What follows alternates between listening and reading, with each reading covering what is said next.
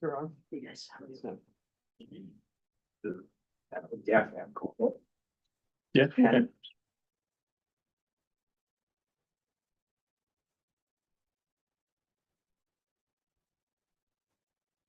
Hi, this is the October 23rd meeting of Manhattan Community Board 5 Transportation Committee. I'm David Sigmund, Chair, joined by Samir Lavingia, Vice Chair. Any items voted on at this meeting will appear at the full CB5 board meeting on Thursday, November 13th. We have 6 items on the public agenda today. The first is a presentation from the Department of Design and Construction on the 7th Avenue Water Main Replacement Project, which is already in its early phases.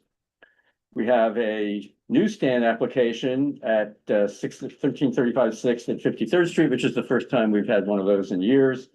So we'll talk a little bit about what that means. They're gonna sell newspapers. Probably not. Then, really for the benefit of the committee, we're gonna do a review of the Penn Station public realm because we issued a letter on this topic with CB4. And we did it off schedule, so I figured we'd back up a little bit and talk tonight about what that was all about. Then we have in support of publishing the district needs statement. We're gonna go through last year's, bless you, which was the 2026 fiscal year.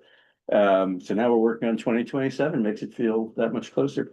So we're going to talk about what's currently in the document and what we've done over the last year that we might want to reflect if it's not already reflected. I'd like to set aside time each month to go through the teams and topics list and just kind of see where people are on that. And then we do have a new business item. It's an internal committee management issue, which I'll brief everybody on, and anything else that the committee or the public want to add. So we'll start just by going around the table and introducing ourselves. Charlie, if you don't know. Charles Baker. Joel Maxman. Samir Lavingia. Kiran Patel. Robert Tuckman. Kelly Zhang, Mandy Yang. Nancy Gosho. Will Rothschild. And online. Tiffany Rebus. Did you not? Oh, sorry. Okay, great. So before we jump into the agenda, we'd like to ask if any of the members of the public or the committee have any new business items they'd like to raise. We do this first so that members of the public don't have to wait through the entire agenda before raising any new topics. So if anybody in the room or online has something new they'd like to bring to the attention of the committee, now would be the time to do it. Yep. Okay, thank you. So the order of business tonight is we really only have one outside presentation. So in this case, DDC will walk us through their package on the water main replacement. And then members of the committee can ask questions of the presenters or make comments.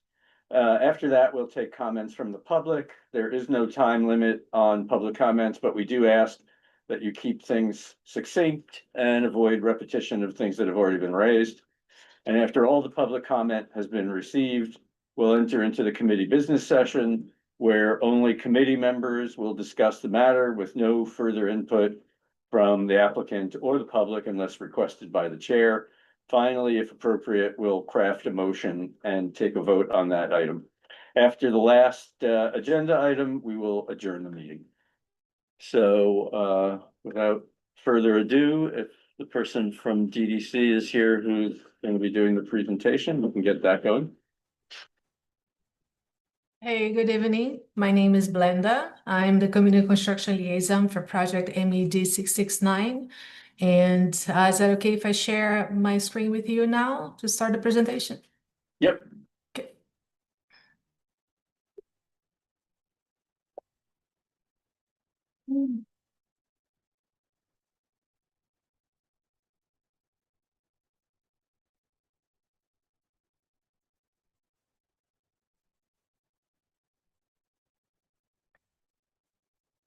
So this is the agenda. We're going to talk about some of these topics through the presentation, and I'm going to answer any questions you might have at the end.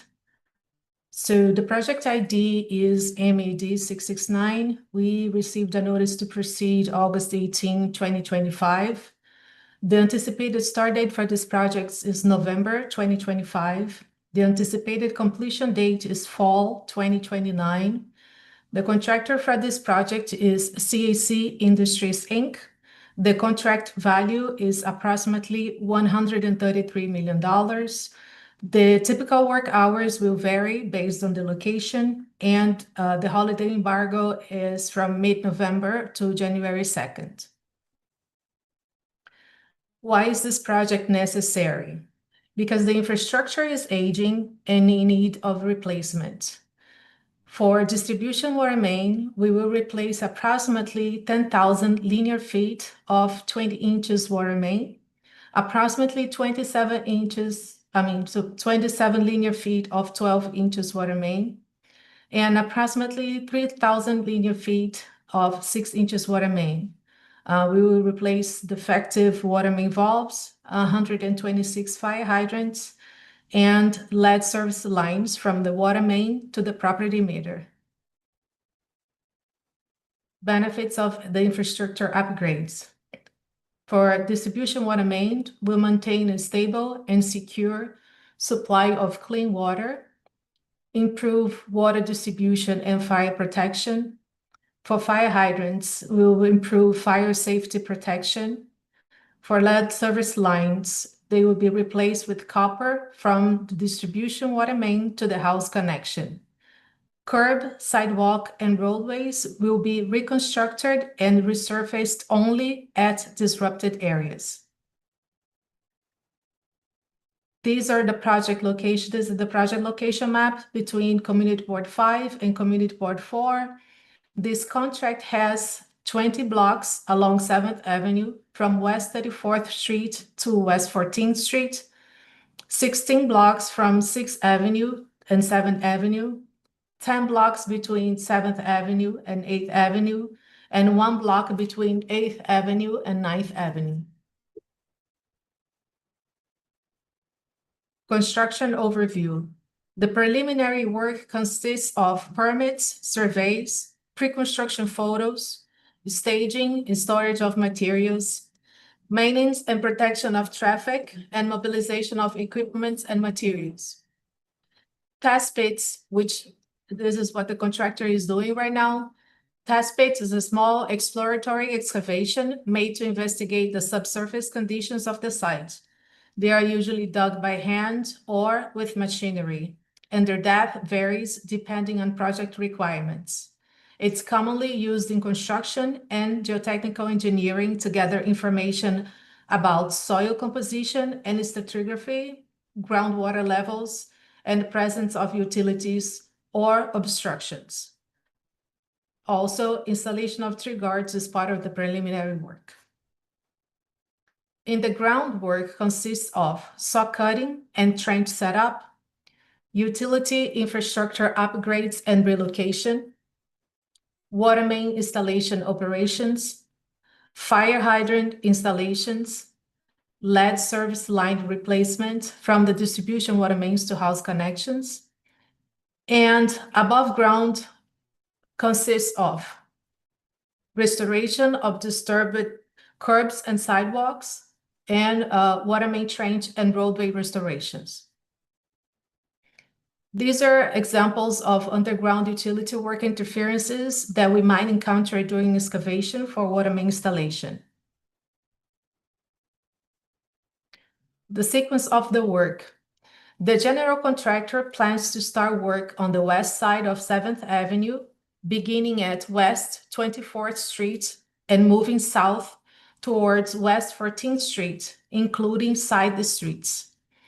After completing the west side, work will continue on the east side. The project will be completed in 4 segments, following the color sequence shown in the sample below. Each color represents 1 segment. Work will begin at the locations highlighted in blue, followed by those in green, then yellow, And finally, the locations highlighted in black.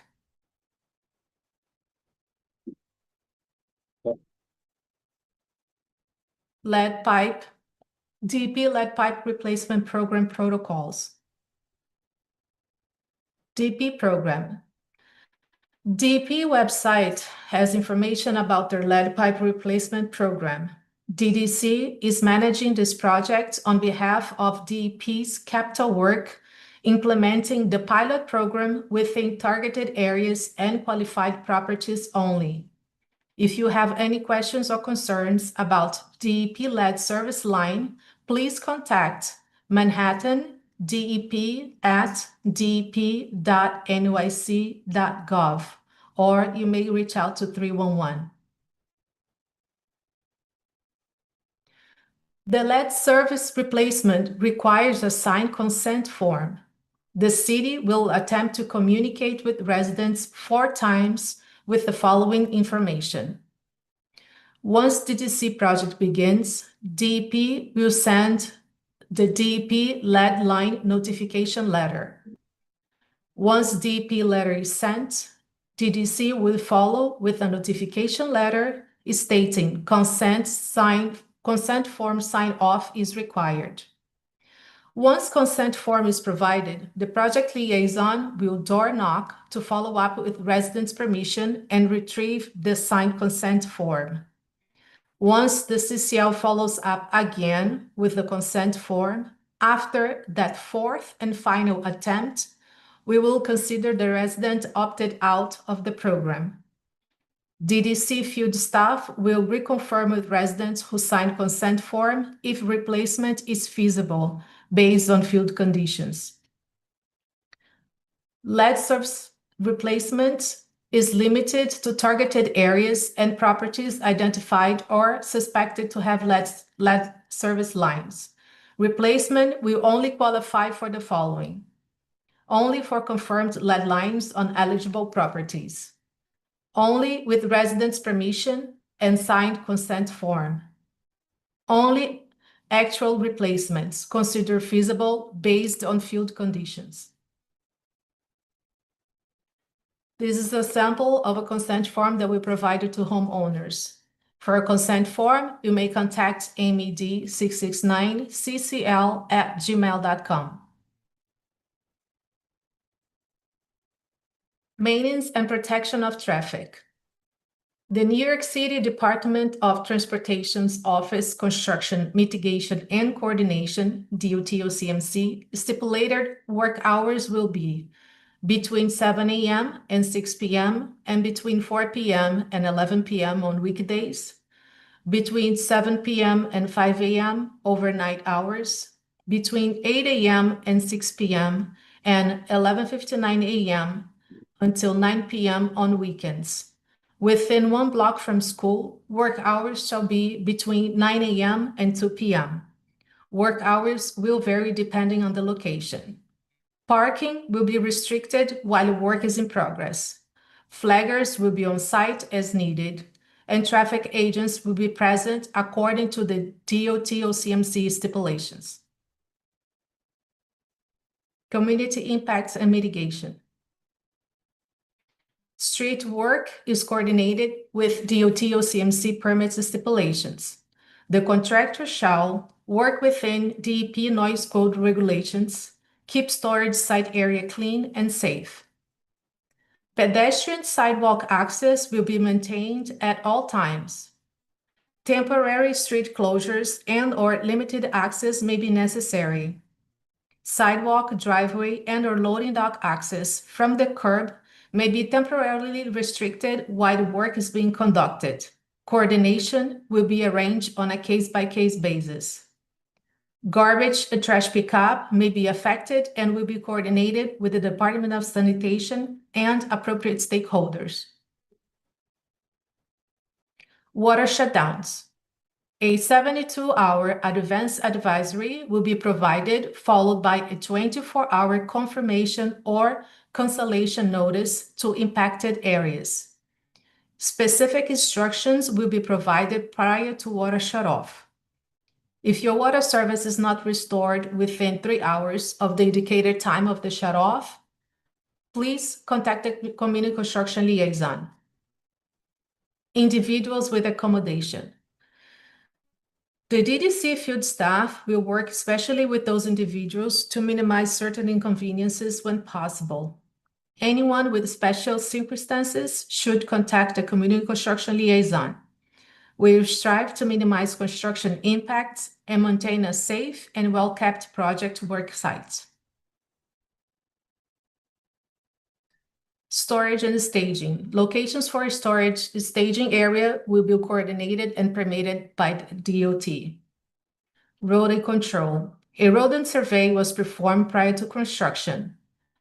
Rodent control stations will be installed by a professional rodent control contractor. Public transportation. Bus stop roads will be within the project limits, may be affected during construction.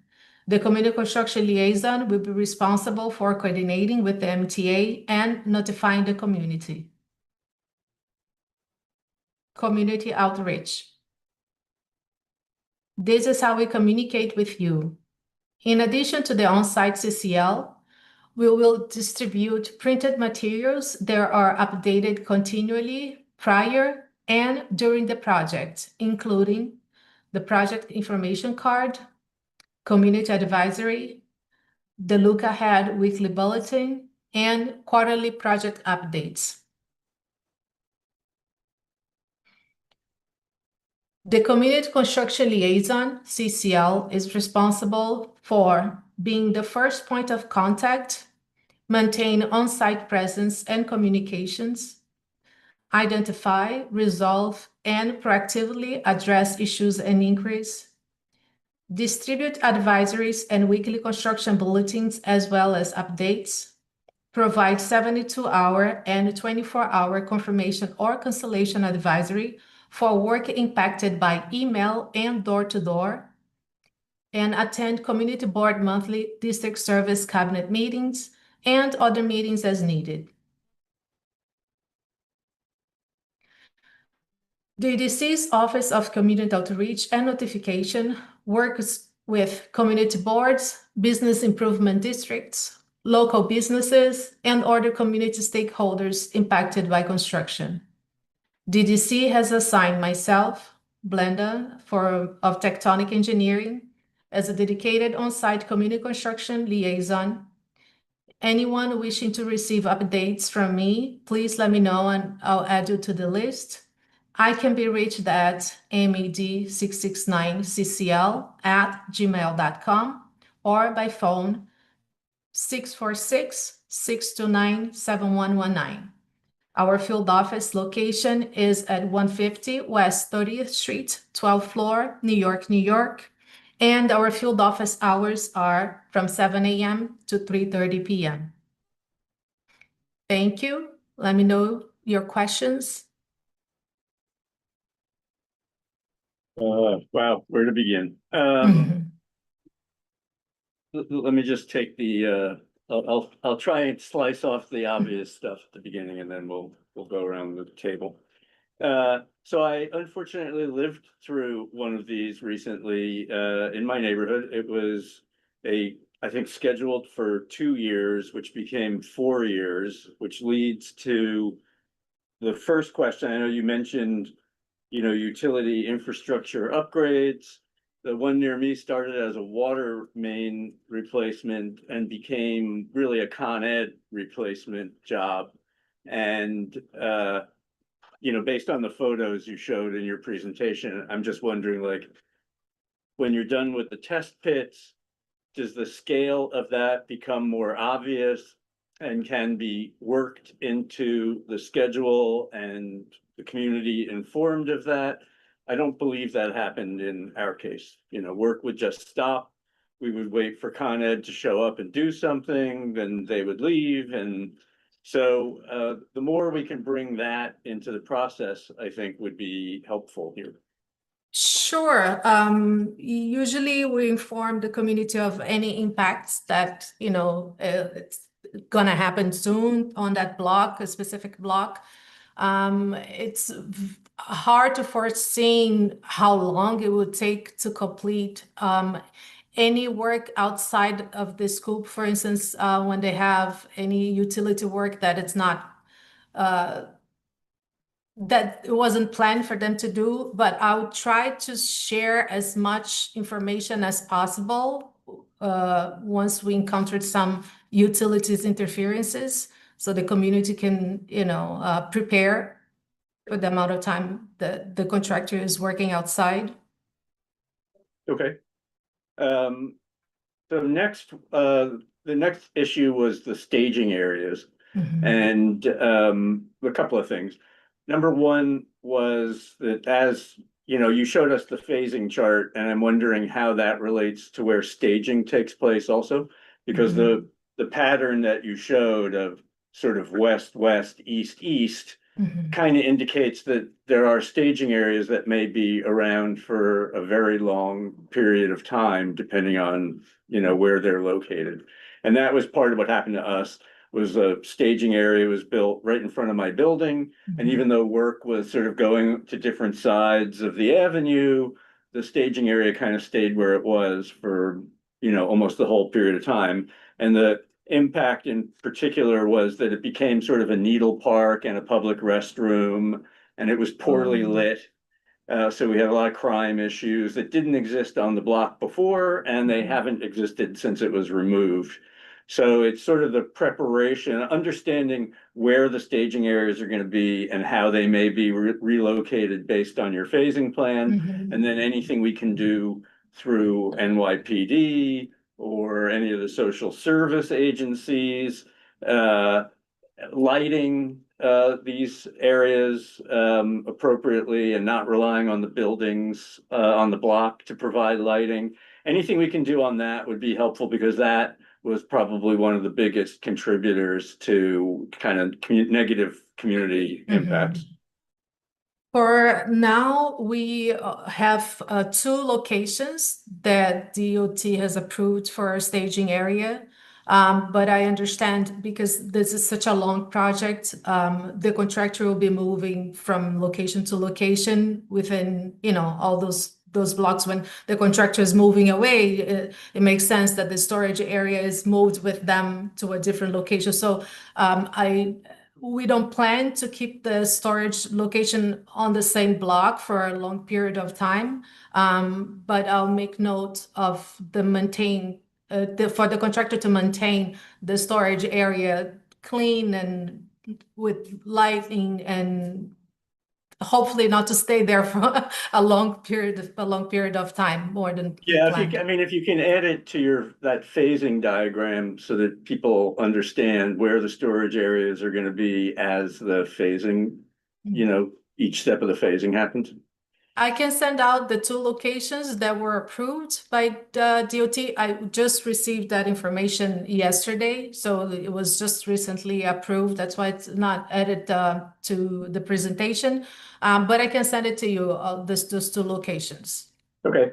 The other thing you raised, there are a number of notices that you send out, advance, 24 to 72 hours.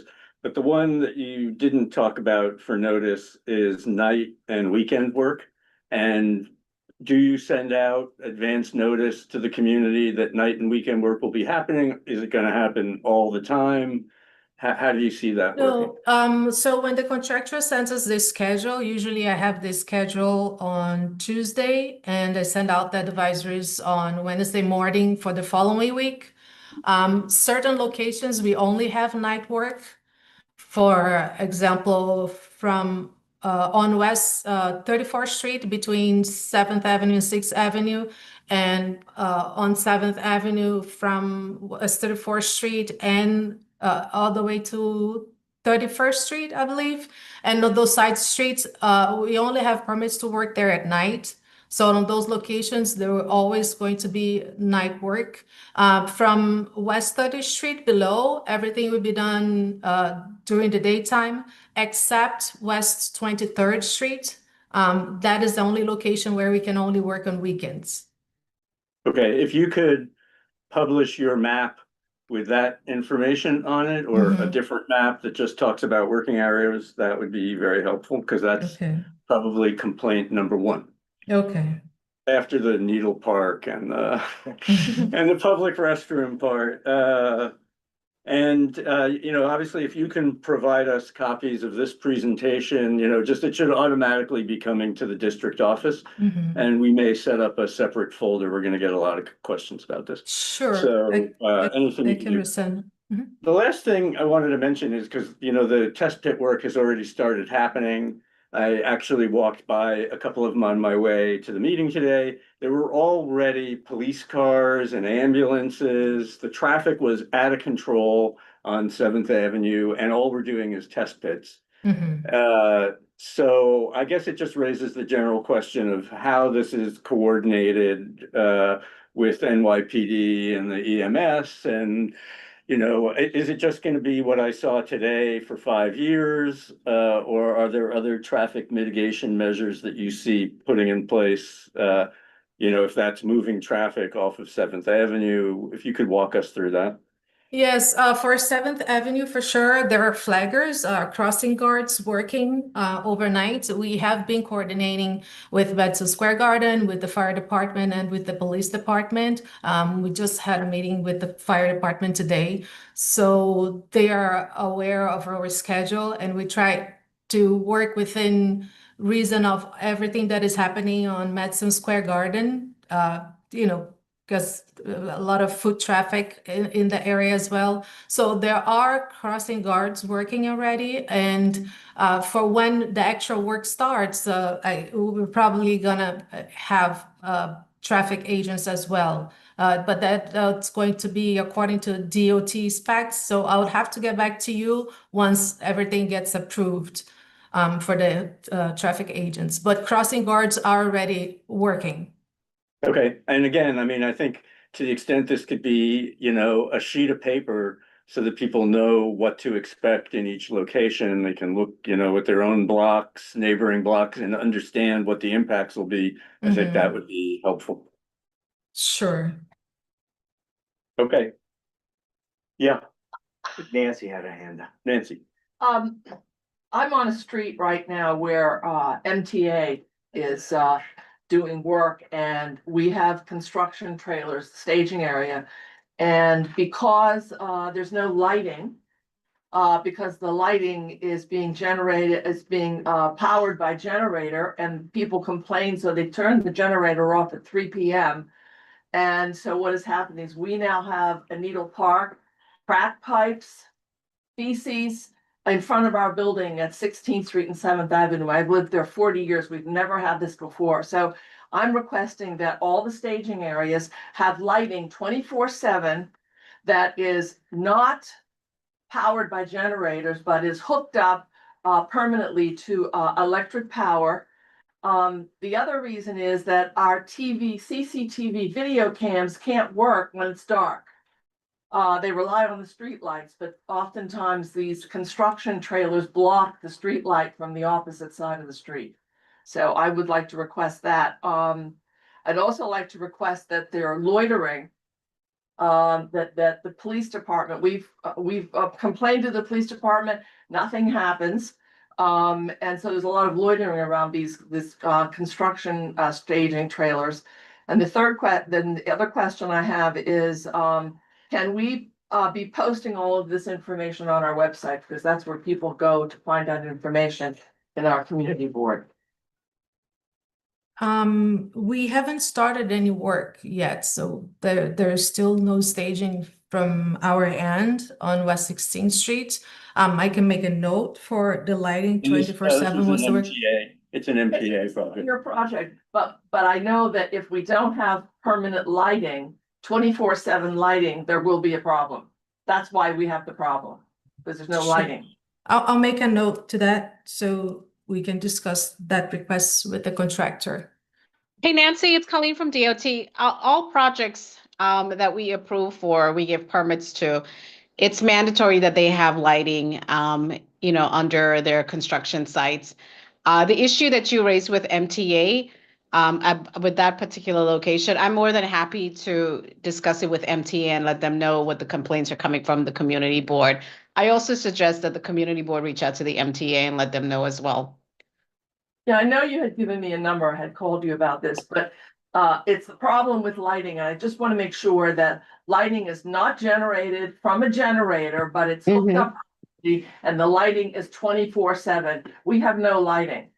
Right. And just so you know, the MTA, if you reach out to them, the contact I gave you, that individual will definitely look into it. He's very responsive. Thanks, Colleen. I mean, I You're will welcome, guys. mention, my example was a DDC project and they didn't do any of that. So, you know, the issue is there. Yeah, and Colleen, it's the DOT that gives the permit, so. You should Yeah, insist on it. we give the permits, but again, they're the contractor, they have to provide lighting under their sidewalk shed. They do. It's mandatory that they have to. And if there are no lightings and we get complaints, we have inspectors that would go out there and we would issue a notice of violation to the contractor and they'd have to make those repairs.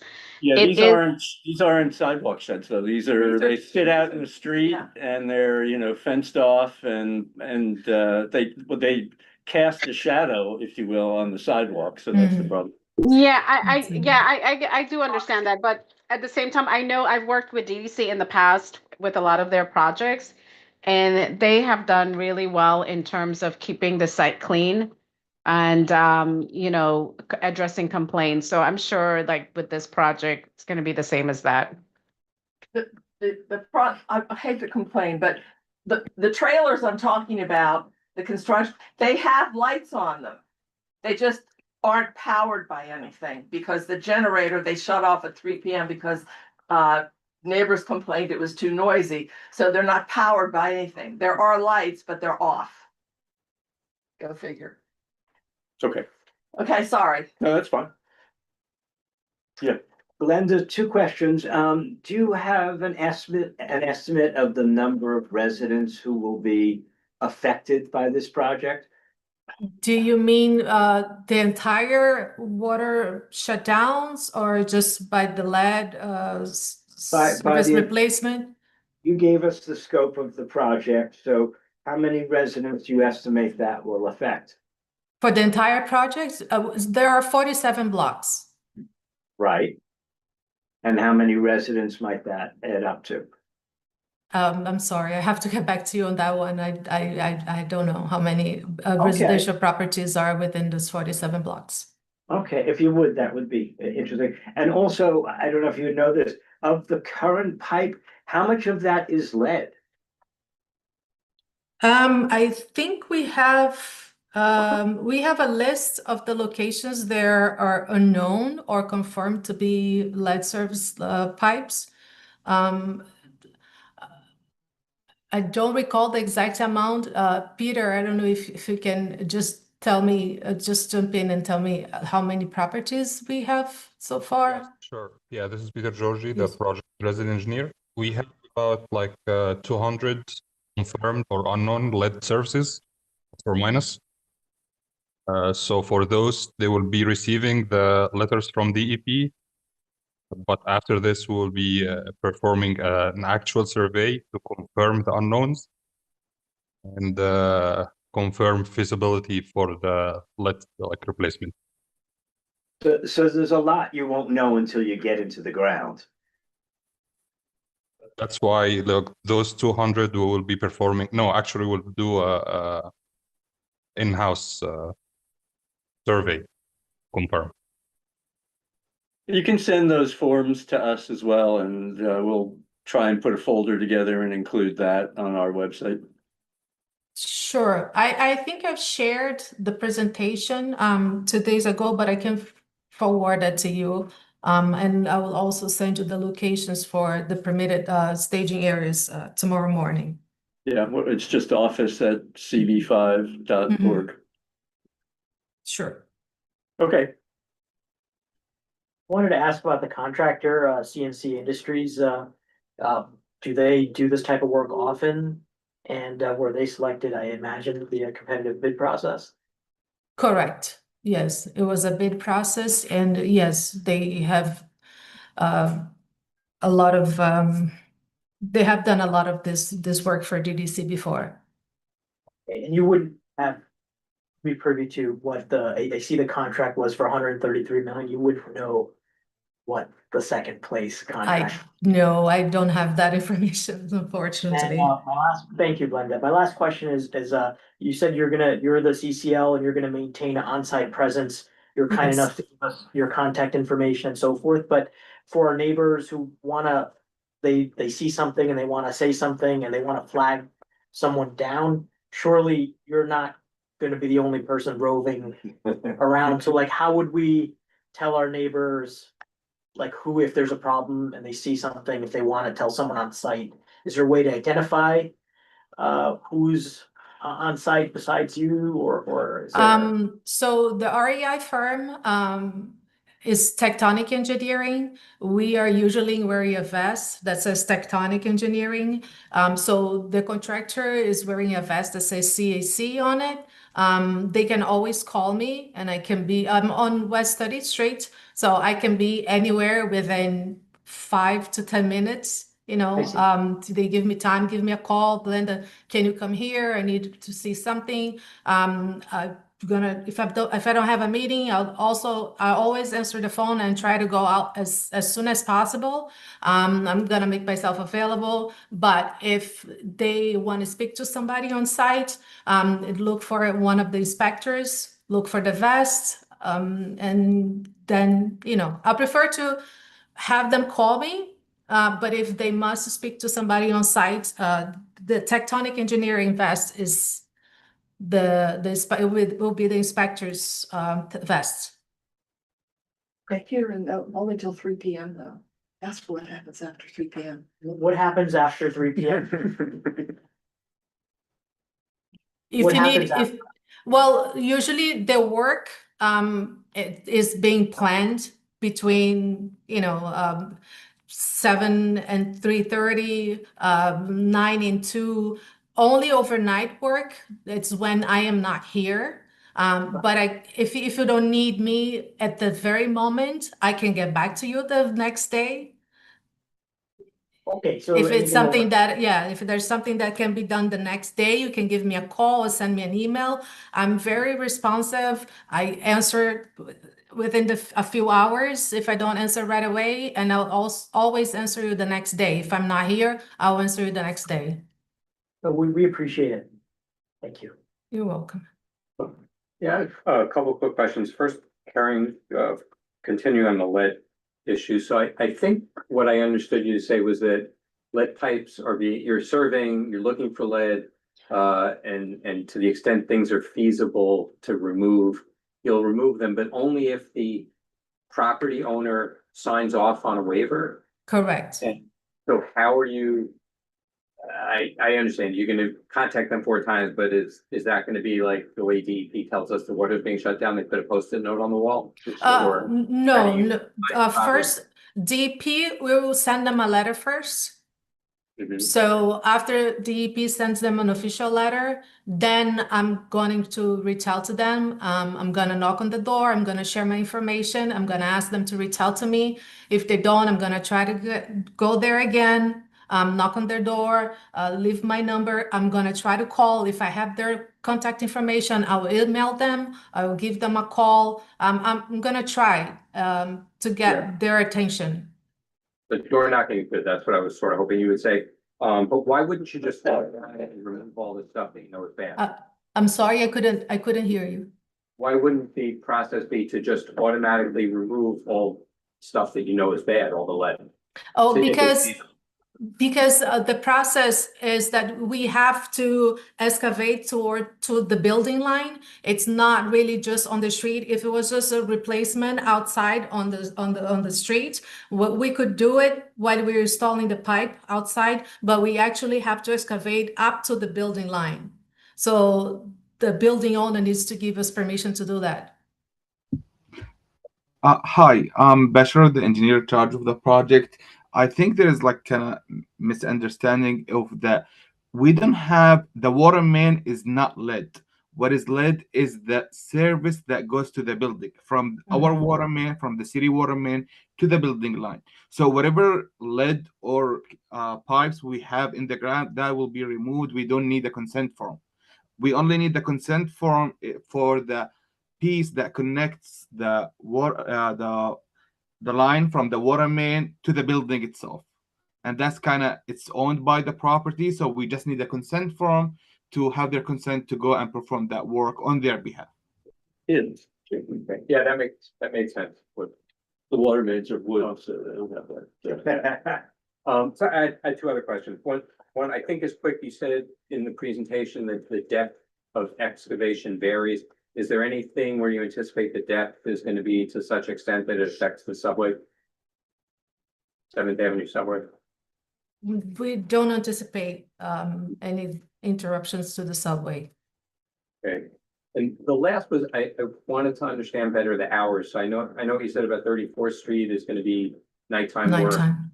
some of the side streets. But in the residential areas, like other than 34th Street, where you're talking about it's only gonna be nighttime, are those just in the daytime, or are those potentially nighttime as well? And how will that be circumscribed so that Marissa doesn't get 4,000 phone calls?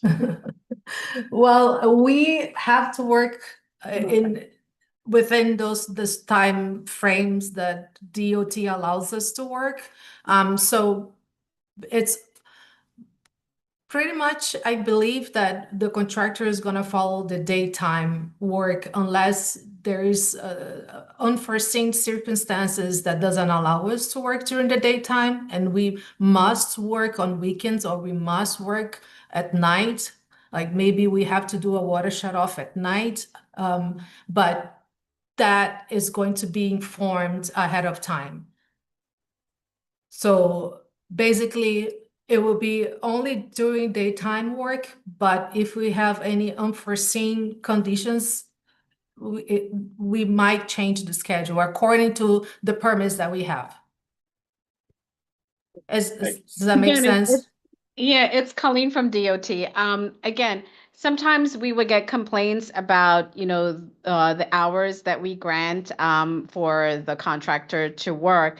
And we are amendable to, amend those hours for the contractor. So we do work with DDC based on those complaints that we get. So let's say, for example, the contractor has to work at night and, we get complaints about that, we can amend those hours, just so you know. So that would be a 311 complaint to DOT or a call to the CB office, and they would reach out to you. Yes, it's usually a call to the CB office, and Marissa would reach out to myself or GDC, and we would work together to see what we can do to change those hours. Good. I have a follow-up based on your conversation just now. So just to make sure I understand, the service lines that branch off the water main, if those are lead, you need consent from the building to change that, to make it non-lead. Is that correct? Correct, yes. In your previous experience, do you have a sense of how many consents you don't get? How many people don't approve? They say this, go ahead. Well, this is a pilot program, so this is I think this is the second project that we have. So it's my first time doing this. I bring that up because I was just wondering, would it be better to have that as the baseline, and instead of reaching out for consent, reach out for an opt-out? Because clearly the lead pipes are not good. I mean, beyond not good. So is there any way that you would consider that? I don't know if you have. Well, I don't, we have to follow the protocol. This protocol was created by DEP. We have to follow this standards protocol. So I don't think I can change it. And I just want to add to this. We will need access to the property in order to do this replacement. So we cannot get access without having consent from the building. Thank you. We can leave chellating felts in front of them. Yes, but yeah. Yeah, Mandy. Just a follow-up on that, you mentioned door knocking. I assume that some of the buildings impacted aren't like single family residential, but probably apartment buildings. So I'm wondering like for the outreach for those types of buildings, how that's planned, if you know, it's owned by like a corporation or a real estate development firm or whatnot, like what the plan is to outreach there. I would leave a notice and ask for the contact information of the property owner. You're always going to see a notice, especially when that specific block is being impacted. You always get a notice at your door. I'll ask you guys to all read those notices, please, so you know what's going to happen. And this is the way that we try to reach out. I look for the contact information online. I try to, you know, go there in person. If it's a, you know, multifamily, I hope that somebody would get back to me, giving me the building owner information so I can reach out to him directly. This is, you know, this is how we do it. Okay, yeah, Nancy. Like, Glenda, every building, most of the larger buildings will have a super. So I think the first person or way to reach out is to reach out to the superintendent of these buildings. Correct. Yes. Rather than just waiting for mail. That may not be strong enough. Yes. Okay, the way you can reach out to the supers of these buildings? Absolutely. As soon as a DP sends out that first letter, I'm going to start following up on those. I already have started my outreach. I have approximately 200 contacts throughout the project. Of course, I didn't have a chance to survey all the 47 blocks, but I'm going from block to block. I'm getting more and more information every week. I have more contacts from people within this area. And as before we start, you know, I probably have all the contact information from the buildings that are going to be affected by this. And I guess this work goes with the phasing that you showed us, right? I mean, you're not doing lead pipe replacement if you're not already working on the block, so. Correct, yes, you're right. So yeah, it's by phase. Mandy, could you? Yes, you mentioned that there would be impacts to the bus services. I was wondering what the interactions have been with the MTA or the bus, or the DOT on bus routing and impacts for traffic. So usually we reach out to the bus planner, the MTA, we share that we're gonna work on that specific block and we coordinate directly where he wants to relocate the bus stop. Usually we relocate or we can, yeah, and then I share the information. I post notices at the bus stop. And I send out emails also informing that the bus stop has been relocated due to search work that it's going to take place and the amount of time that will be relocated for. Sorry, one last question. And then I think I saw on the map, there's also a sewer main right next to the water main. And I was wondering as a part of the work scope, if there's any contemplated replacements of that or portions of that, or if things are discovered down the road, if there may be potential work that will need to be done. For right now, the scope of work is only distribution water main replacement. There is no sewer work under this project. Did you? You showed four sections. It was yellow, green, black, And blue. And blue. Do you have date ranges for those 4 sections yet? Or We you will don't. get- Yeah, we don't have a startup date for the project yet. We are planning to start the actual construction sometime in November. I would definitely send out an advisory ahead of time so you know from which location we are starting from. The plan is to start west on 7th Avenue, west of 34th Street, going down to West 24th Street, doing the west side first, and then going down towards West 14th Street. That's the plan.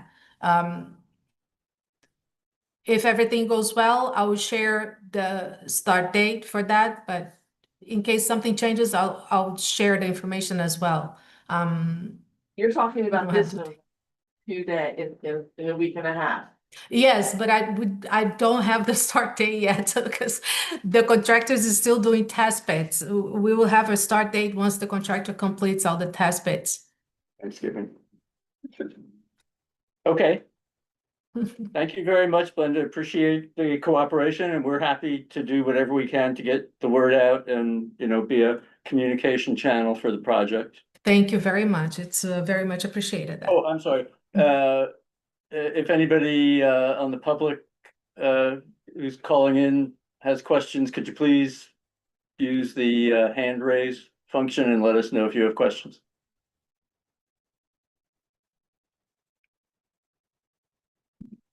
Yeah. Okay, thanks very much. Thank you. Thank you for having us. So before we move on, my first question is, does everybody on the committee drink water? And my second question is, who wants to write the resolution on this? Preferably somebody who didn't write a resolution last month. I think this one's pretty straightforward. I think we're really just repeating the basics in the whereas clauses that are in the presentation, and then repeating the concerns that were raised by the committee so that it's all documented and we can send it to DOT and DDC and everybody else, MTA. So anybody volunteering to transcribe the session? Okay, I'm back to my first question. Who drinks water? Do it, I can do it. Okay, thank you, Kelly. Appreciate that. If you have any questions, feel free to contact me. But yeah, I think it's really just a recitation of what we. Who drinks lead-free water? Yeah, who knows? You know, yeah, Justin. Yeah, I mean, there is a map, actually. You can go and see like which are the questionable ones and, yeah, so. All right, thanks again. Thank you. All right. Good night. To speed up the next items, I took the liberty of, putting it on PowerPoint. Yes, but first we should vote. Oh, first we should vote. Yes, And then I think that's a good point. one thing I would like to add to the resolution is just because they're gonna be ripping up the streets, maybe putting in just a line that says. Like DOT to come to us sooner rather than later if they plan to make it street changes, Any, street design changes. oh, you mean something beyond just Then just- restoring what they're, oh, okay. Sure, take it a vote. Sure. I'll make the motion. That would be good. All right, I move that we. Write the resolution that David outlined. That highlights the concerns and topics raised in this meeting. Second, great. All right, Charles? Yes. Nancy? Yes. Yes, Christopher? Yes. Karen? Yes. Tiffany? Yes. Will? Yes. David? Yes. Robert? Yes. Kelly? Yeah. Andy? Yes. Zoll? Yes. Joel? Yes. Passes. Richard goes. Okay. If you have any questions on how ChatGPT can write the whole thing, you can just ask Chris. You should have questions. All right, so the rest of the items, in order to kind of organize the discussion, I put it onto some brief slides. So we'll go ahead. All right. Can you, yeah, there we go. Do you know how to, is that big enough or should I? No, that's fine. Is there anybody involved in this newsstand application that is on the call? Yeah, oh.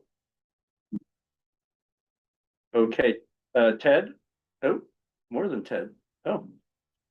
Okay, Yes, can you hear me? yeah, are you gonna be the spokesperson for this?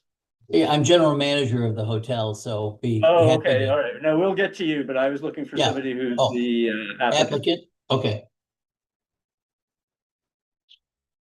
Yeah, is, Two other hands, but I don't know. yeah, Manoj or Anna, are either of you the applicant? Nope. Neither of us are the applicant, and because the Zoom workplace works a little bit differently than the traditional Zoom. I am not sure if you can hear me or see me. Yeah, we can hear you. Yep, we can hear you, but we're not up to that part yet. I was just looking Okay. to see if somebody was representing the applicant. Okay, Sure. so this is an interesting part of this process. I mean, I know a lot of you are new. You know, we have not heard one of these in, like, I've been on this committee for 4 years. I've never heard one of these before. And in fact, I didn't even know that there were new stands. We did hear from the applicant's attorney, who actually is somebody that we work with on the SLAP committee, because he represents liquor licenses as well.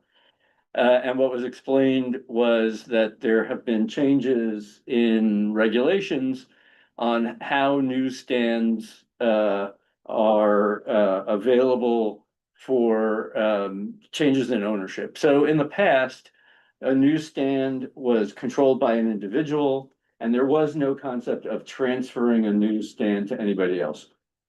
But in 2019, the regulations were changed so that, and I may be conflating a couple of things, but I believe you could put a newsstand into corporate ownership, and that entity could be transferred to another group. And so we stopped seeing applications for new newsstands because the demand was mostly met by just changing ownership of existing newsstands. And now, all of a sudden, one shows up. You can see the process is also different, unlike, say, liquor licenses or bus stop applications. They don't come directly to the community board. They go to the Department of Consumer and Worker Protection, and DOT does a review as well. Oh, yeah, I just need the text. And there is no appearance required at a CV hearing, as evidenced by the fact that nobody has shown up for this. There's no posting, there's no paperwork that's filed with the community board. So really, unlike any other kind of application that we look at. And the other just background piece is that there is a franchise agreement with JCDecaux. They are the group that delivers newsstands, and there's then a contractual relationship between the applicant and JCDecaux, who has to buy the newsstand from JCDecaux. And part of how they get paid back is that they control the advertising on the newsstand. And where you see like the rack displays, well, that's controlled by the applicant. But really the rest of the income goes to JCDecaux under their franchise agreement. So on the specifics of this application, yeah, as we were zooming up, so the circle in the upper right is actually an existing newsstand. So everything on the left, by the way, is the Hilton Hotel, which probably everybody is very familiar with. So there's a newsstand already at the southwest corner of 54th and 6th. This applicant is proposing one at the northwest corner of 53rd and 6th, directly in front of the Blue Mercury store that's right there. Not only is there an existing newsstand on the same block, but there are existing street newsstands within a block or two. And there's, I believe, a newsstand in the hotel. There are newsstands that I'm aware of that are within like on side streets within a block or two. So there's no lack of places where you can not buy a newspaper because nobody does that anymore. But you know, your vapes or whatever it is that they sell, there's plenty of places to do that. So and since we didn't see an application, there really was no justification presented to us for why this new location was necessary.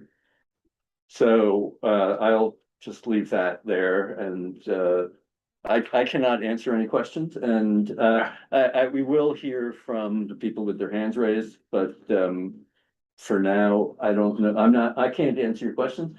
But if you have questions, you know, you put them out there, and then we'll see if the people that have their hands raised can answer them. Yeah.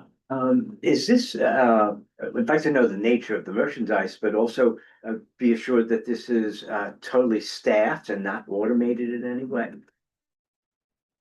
I think we had an incident on Park with an automated newsstand. Waymo, Something like that. okay. Any other, all right, so why don't we take, oh, Nancy, sorry. What is it that they're selling? I don't know. I assume it looks like any other newsstand. They sell a Well, the handful of one in magazines. my neighborhood is selling Labubus And and jewelry. No, I'm serious. Yeah, I'm, I am not aware of what the restrictions are. Yeah. We have Labubus, I'm serious. seen And that. it's like, Yeah, oh, it's a living. this. This, I'm is not a aware job. of where the restrictions exist, for what they can sell, other than it not being illegal. Newspapers or magazines, But yeah, I and think they're in it's, direct competition it- with brick and it's mortar. lottery tickets, it's, vapes, it's gum, it's water, it's, stuff. That was already the case when we were still hearing these before 2018 or 19. Yeah. They were coming to us and they were not selling newspapers and they were straight up about it. Right. And that's not what they were about. It was about. Right, I mean, water the name bottles, newsstand is just a leftover. and cigarettes. Yeah.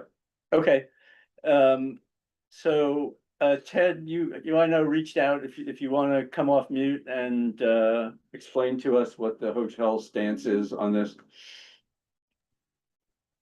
Sure. Thanks for allowing me to be able to participate in this. I'm a relatively new resident for New York, so it's an interesting process. And I think having a civil board makes a lot of sense to look at what the items are. A couple of things. There was a letter sent out by Andel Carlaw, PC, representing our ownership of the hotel, which is Park Intermediate Holdings. They own several Hilton hotels around the country, all big box like ours. We're 2,000 room property, and is exactly as you'd said, there is one newsstand already permanently placed. Apparently that got pushed through without much consideration by the property at the time. I wasn't here at the time, so I don't know what that looked like, but it's basically a third of the way from the 54th Street and Avenue of the Americas in the front of the building.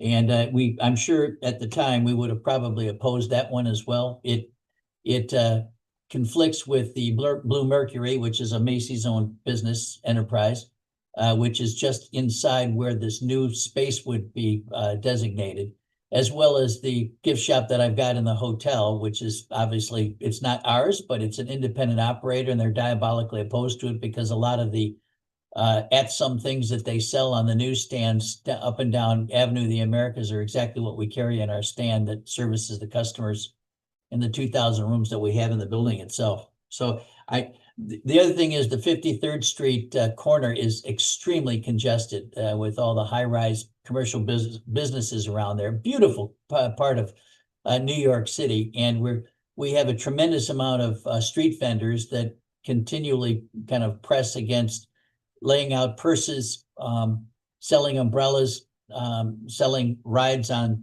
double-decker buses, et cetera, that kind of plague our customers on the way in and out of the building as it is.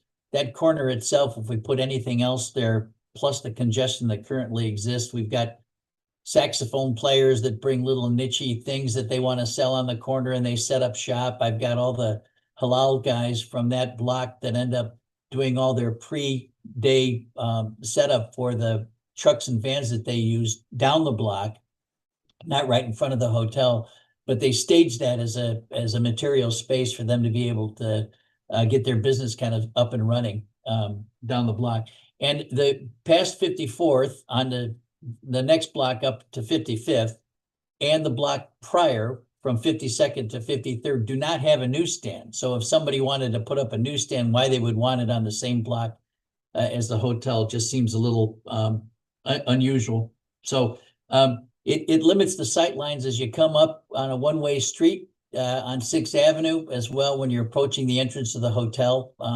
Currently, there used to be a roundabout there, but there's no roundabout. So cabs and Uber and Lyft both have people get in and out of their vehicles just down past that sign right there. And as you can see, there's cabs lined up in front of the building itself in that one cab stand station on both sides of the avenue. And that's just going to create a further impediment. So I wanted to participate so that you'd at least heard it from our viewpoint. We're opposed to being able to have this put up on the front face, even though it's public space, the front face of the hotel. Okay, thank you very much. Thanks for the time. Appreciate it. Yep. Manoj, you have your hand up? Yeah, this is Manoj Andalkar. Everything Ted said. Basically, I'm the one who sent in the letter, which essentially everything Ted pointed out, except for he did even a better job than my letter. Um, and Blue Mercury, it's literally in front of their door. And they have a glass front, which means that people who even drive by at the light, they lose sight of all of that. And, this tenant paid a lot of money for this property, and it would affect their tenancy. On top of the fact that for Hilton, future tenants would say, well, you got this newsstand right in front of the door, So there's a real value that's affected by this, in addition to everything Ted just said.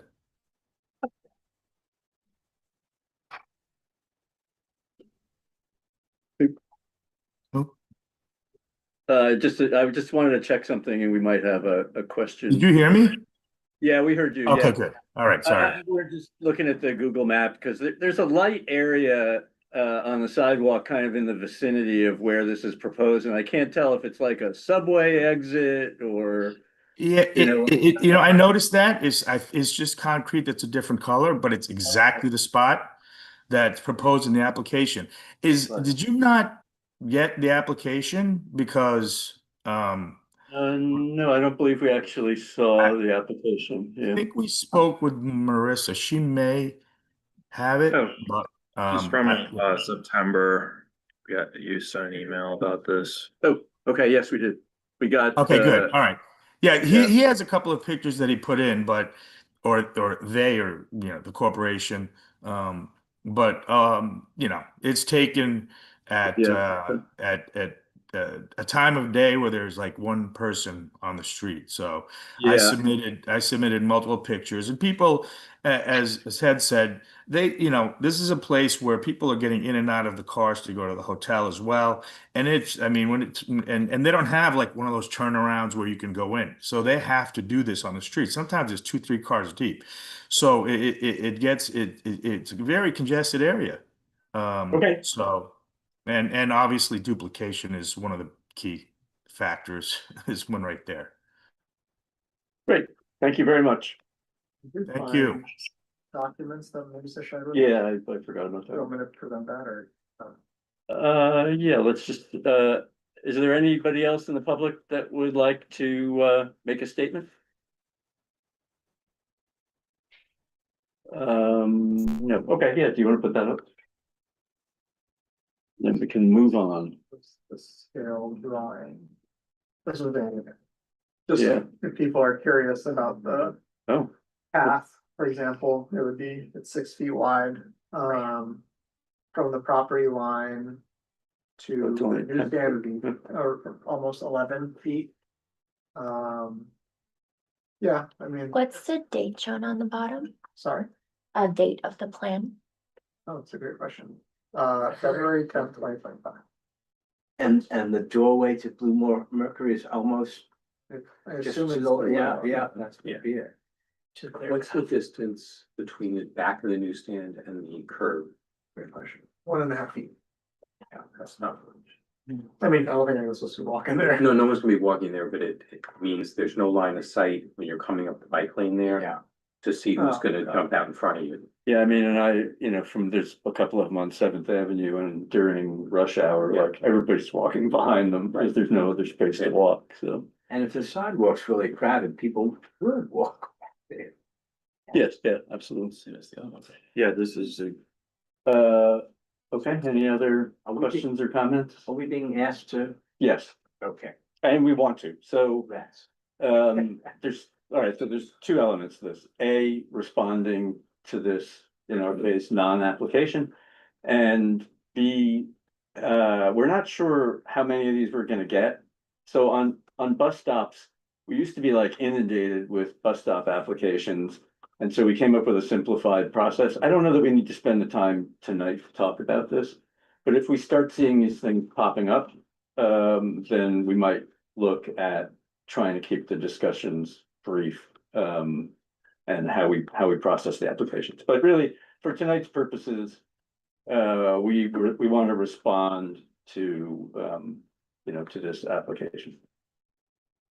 So, yeah, Is Manoj the proprietor of I the? think he's the attorney, shop? yeah, The attorney? he's the attorney for the hotel. I'm the attorney for Hilton. Oh, okay, Yeah, yeah, yeah. and Ted just. Works for Hilton. Okay, Yep. So we're responding to their application saying we're in favor of it or not? Yes. Okay, because I don't feel like I have the information necessary to say yes or no. Yeah, I mean, that's the thing, the process Yeah. doesn't give us, you know, which is part of, you know, in my thinking, it's like, well, maybe this is why we respond in a certain way, like if you don't want to include us in the process. And we just, you know, hear from local property owners that, you know. Yeah, they're- I would they're against also- it, Then, Right, I would also say the other newsstand on the block is probably be very much opposed to this, but we haven't heard from them. we haven't heard from them, We yeah. haven't we heard haven't- from the applicant. from we the haven't heard from applicant. public. Yeah, and we don't even know if the other newsstand is Yeah. applicant, I mean, we really have no idea. That's true. So, yeah.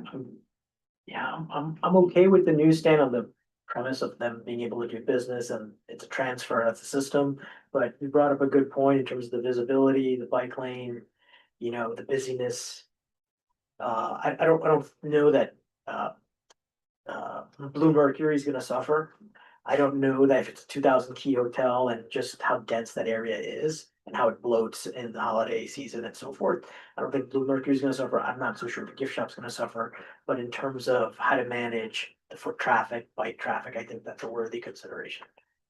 Yeah, I mean, I'm focused more on the pedestrian flow. You know, they recently made past dining out, which lets you put sidewalk cafes. And those have very strict beer path requirements. And for this corridor, I just checked, it's a global corridor. So if this was a sidewalk cafe, which I know it's not, the requirement would have been 12 feet of clearance.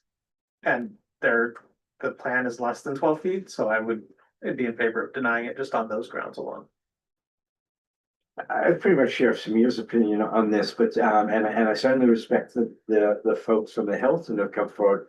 But we haven't heard from the applicant, we haven't heard from the public. And there's no posting, I take it, as there would be with other things, so we're kind of working with, a great lack of information.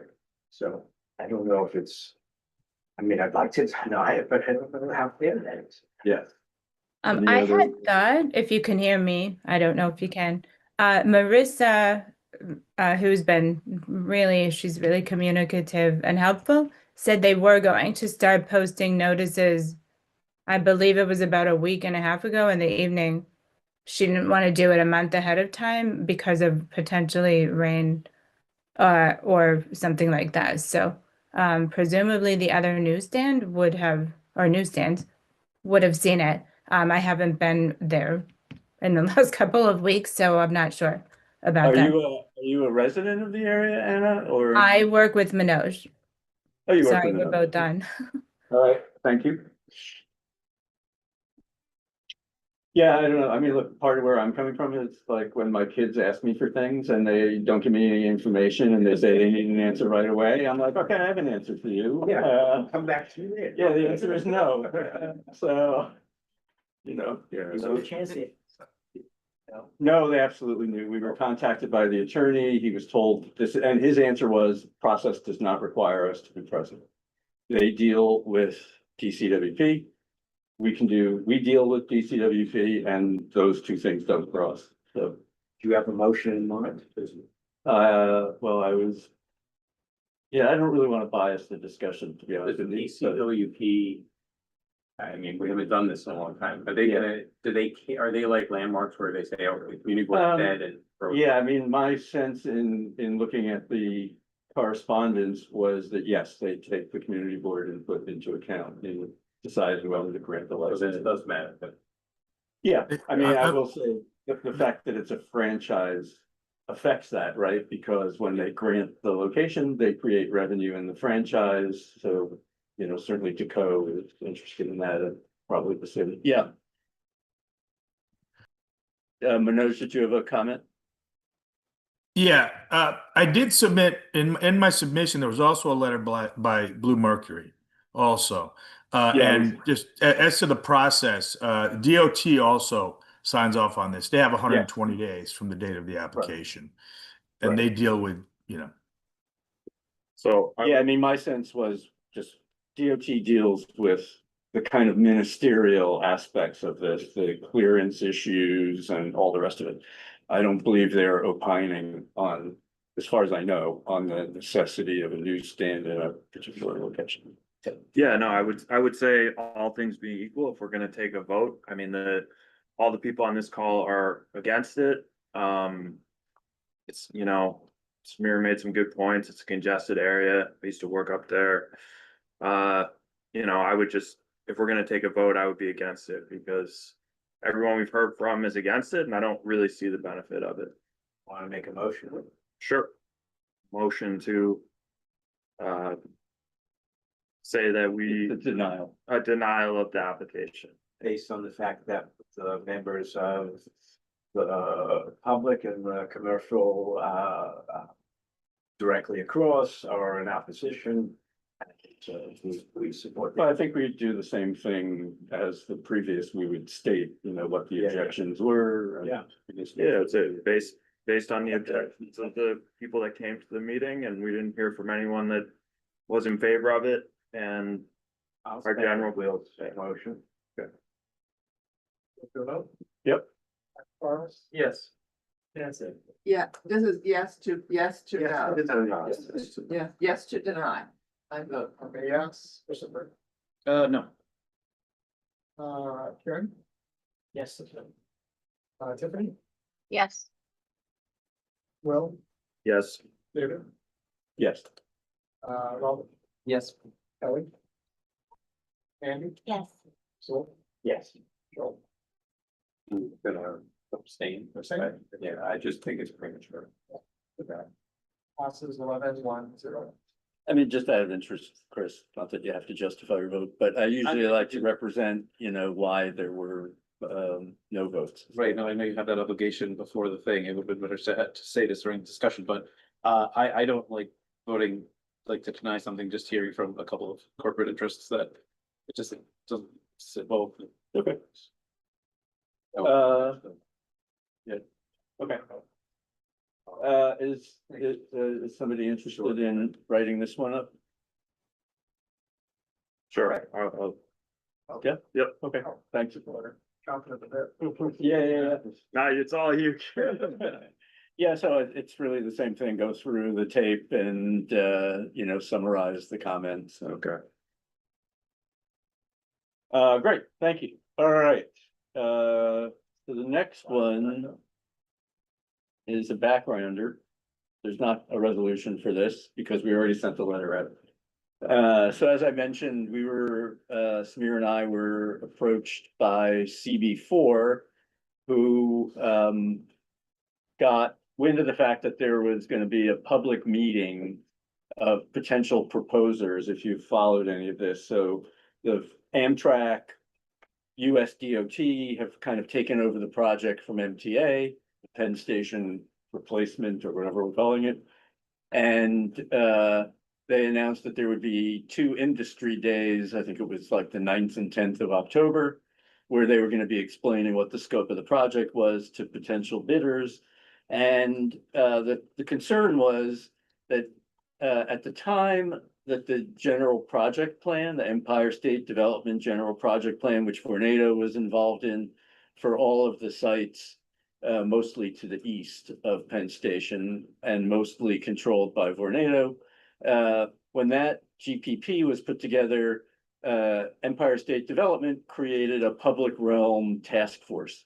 And that task force included all the public stakeholders, including us, and Vornado and Madison Square Garden were represented as well. And they did basically 2 years worth of work to identify what the issues are in the public areas that surround Madison Square Garden and the Farley Building, and Penn Station, and summarized that in a report. The state committed money as kind of seed capital to continue to develop and implement the public realm plan. And I'll show you a little bit of detail from the presentation that was done, but it addressed like everything in the public realm you can think of, how pedestrians are going to be accommodated, what kind of materials are used, landscaping, as you see on the list here, public seating, a lot of bike infrastructure questions, public signage for orientation, you know, because there are so many high traffic demand drivers in this area, how people are going to get oriented to that. So it was a very complete, well thought out plan. And it came to a conclusion. And then when the feds kind of picked the project up, all of what they've been talking about is kind of within the four walls of Penn Station. And so no, you know, and part of it is a funding question. But as far as we know, the scope of these public realm issues has not been picked up in this RFP that's going to be issued for a private developer. So because of the timing of this October 9th and 10th meeting, actually CB4 ended up, their board cycle is different than ours. So CB4 ended up issuing the letter right before the public meeting and distributed it to Andy Byford, who's the head of the project for MTA, USDOT, and the electeds in the area that would be involved in this. Okay, you can go to the next.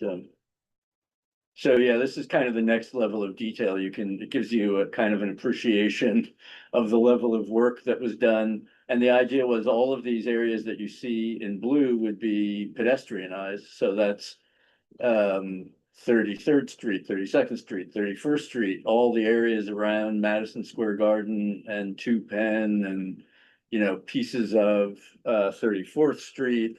All of those orange lines are an attempt to start dealing with how goods flow into and out of Madison Square Garden and Penn Station below grade.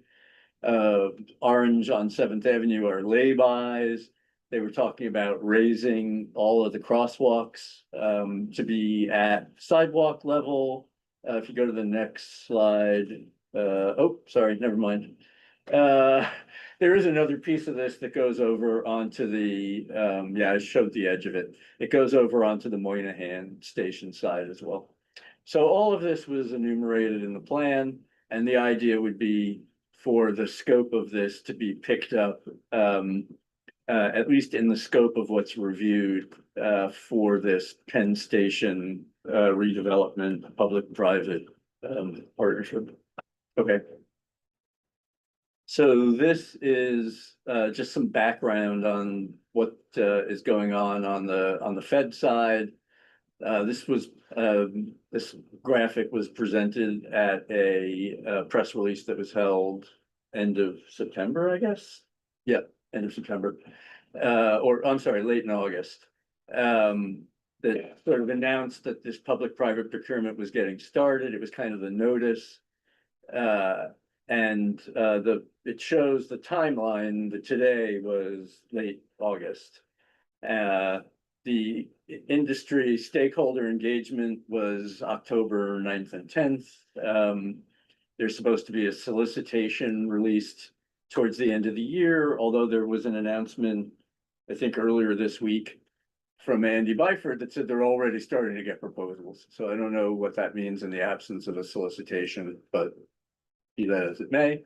And then between the end of the year and May, they would review these, the proposals that were received, make a decision on a master developer.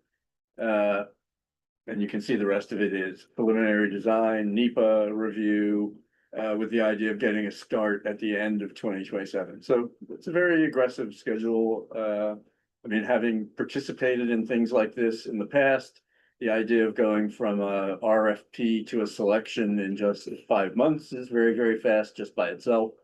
But be it as it may, that's the proposal.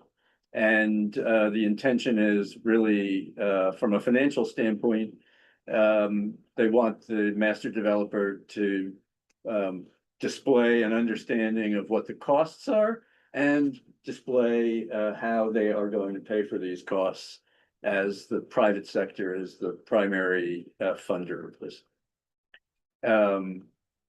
So, that's, we'll be, at some point, we used to be on this group that was called the Penn Station Working Advisory Group. It was about 50 people, predominantly from public sector, from all over the region. And we had a seat at that. There's been talk of reconstituting that, but we haven't gotten any notice of that yet. And we don't actually know if the people that we've been dealing with at Penn, I'm sorry, at Amtrak, are, the same people that are kind of involved in the process going forward. I think, is there one more slide on this? Oh, no, yep. So that's really just background to an action that we already took. And, kind of a highlight of what might cross our path sometime between now and next summer. I don't see this up on our website. I see a lot of related stuff. No, oh, what's not up on the website, the letter? Yes. Oh, no, I don't know. This was generated by Amtrak at their press conference, so we didn't put it on our That's website. something that we wanna, a lot of related stuff. I don't know. We actually do have a Penn Station folder, but it's mostly the older stuff. Yeah, there's a bunch of older stuff. Yeah, I mean, we could add this graphic I think that to would our be folder. helpful. Yeah. We can add the letter to that folder. But I don't think there's a resolution for this. It was really just so everybody here understands, as I said, something that we already did. And we try to avoid that situation, so. Okay, any other questions, concerns? Okay.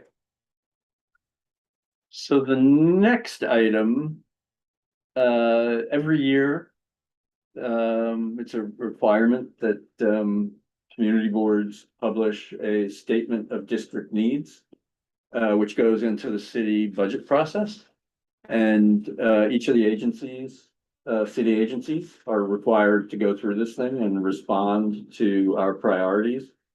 A lot of times the response is that they are not prepared to deal with it.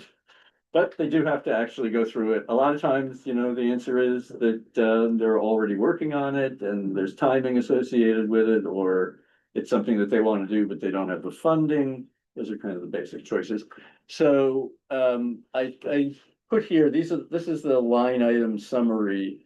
There's a longer discussion in the document that I had circulated, and it's available on our website. What was interesting, what I did alongside this was I went back and looked at all of the resolutions and letters and stuff that we've done over the last year, and it's pretty extensive. Broadway Vision, I put 34th Street in busway in brackets because we were really proud of our role in that up until about a week ago. Both of those things had been funded under MSMX.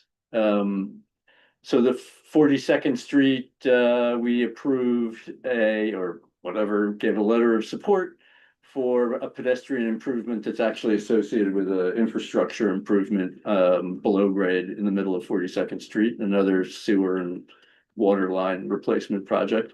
But it would result in an upgrade of the pedestrian street furniture, bus furniture, all of that stuff. So that was approved and that's moving forward.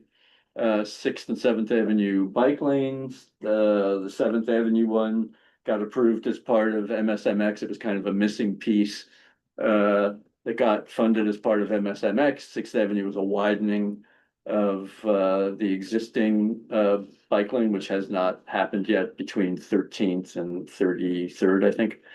The 43rd Street shared street that we just did, the improvements to the Lex and Madison bus lane. So all of these things that we reviewed actually had funding and moved forward, so that's a rare thing. There were a couple of items which I showed here that were unfunded or underfunded. The perennial e-bike enforcement, and when you look on the list, this has been an item already and continues to be in our district needs statement.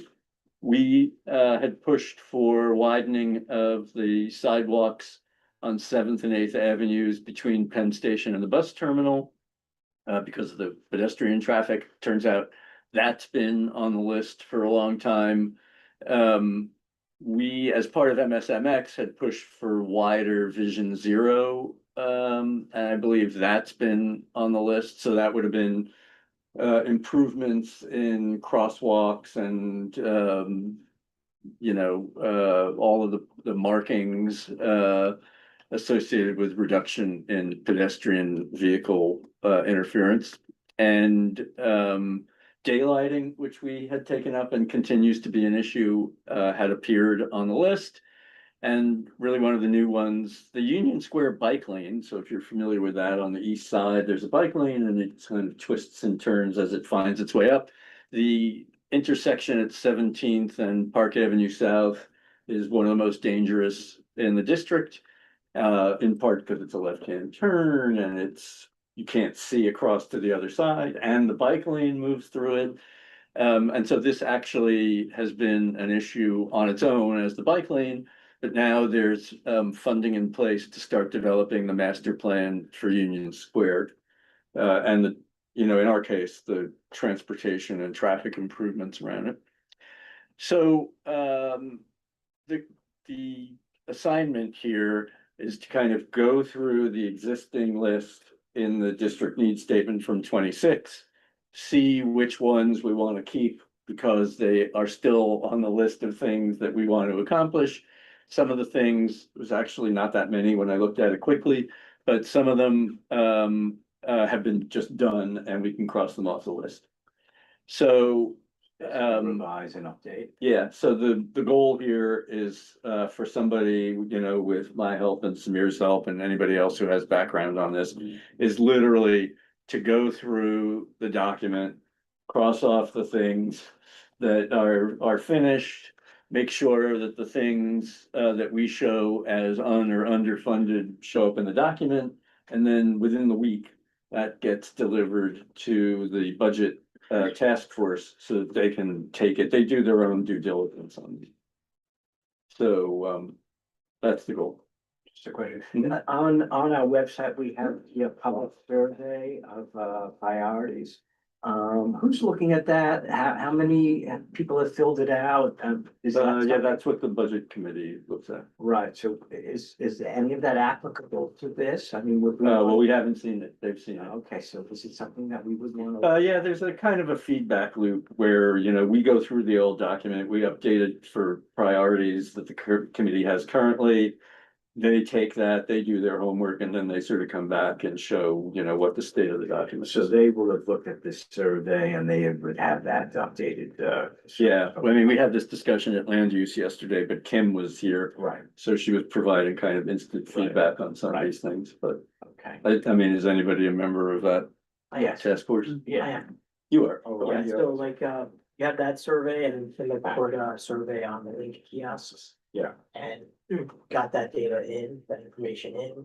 We've already met at least two times as a group. To brainstorm and to kind of, we're meeting again on October 30th. And about how many people filled out that survey? I mean, was it a I don't significant know. number? I don't have the answer to that. That would be interesting to know if we're getting significant public input or if it's basically us. Yeah, the rationale was, you could do traditional tabling versus automated, put it on the link kiosk, and see if that garners a better. Send it out with the lead pipe. Yeah, that would get, It's a more wiggle it. Yeah. Fill this out. Yeah. Okay, any other questions? So you probably don't want to do double duty and, I can, if, that's easier for the group, I can. I don't know if anybody's motivated. I'll help you with that, but I think it would be helpful if you would, because you've got some of that updated information. Yeah, I mean, Yeah.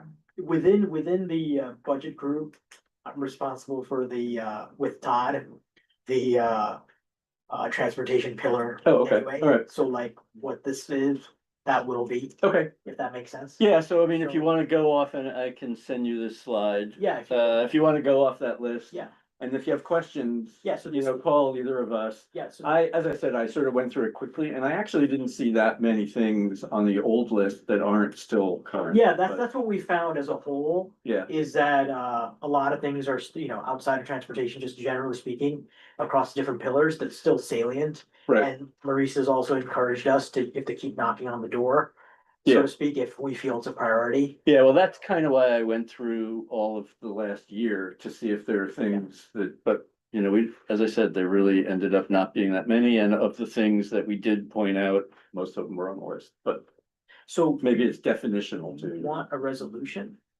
Or do you No. just want, okay, take this and. Yeah, you're use it to, okay, The task force is Yeah, the one that's that's gonna fine. also. So yeah, if you don't mind sending that. Yeah, I'll sure. do previous consent, and I can ask you questions. Would you mind forwarding that? I mean, I'm concerned with everybody if they want to see it. Last night at the meeting, Kim, clarified that there'll be one resolution from the task force, Okay, not individual resolutions from each committee. It's gonna be combined. I was just responding to the reso question mark, so I just wanted to make sure. Yeah, I didn't have that answer. Just so- wanted to be on the same. Yeah. Cool. Great, appreciate that. Okay. Any other, anything else you want to announce on that? I think I've said too much. No, that's good. Yeah, well, you volunteered, that was too much. Good, all right. Do you want to put up the teams and topics? Oh, yeah. Almost went through the last. Yeah, I don't think there's another slide. That was the last. There is one. Oh, there is? Oh, there is one. We have to come back to it. Yeah.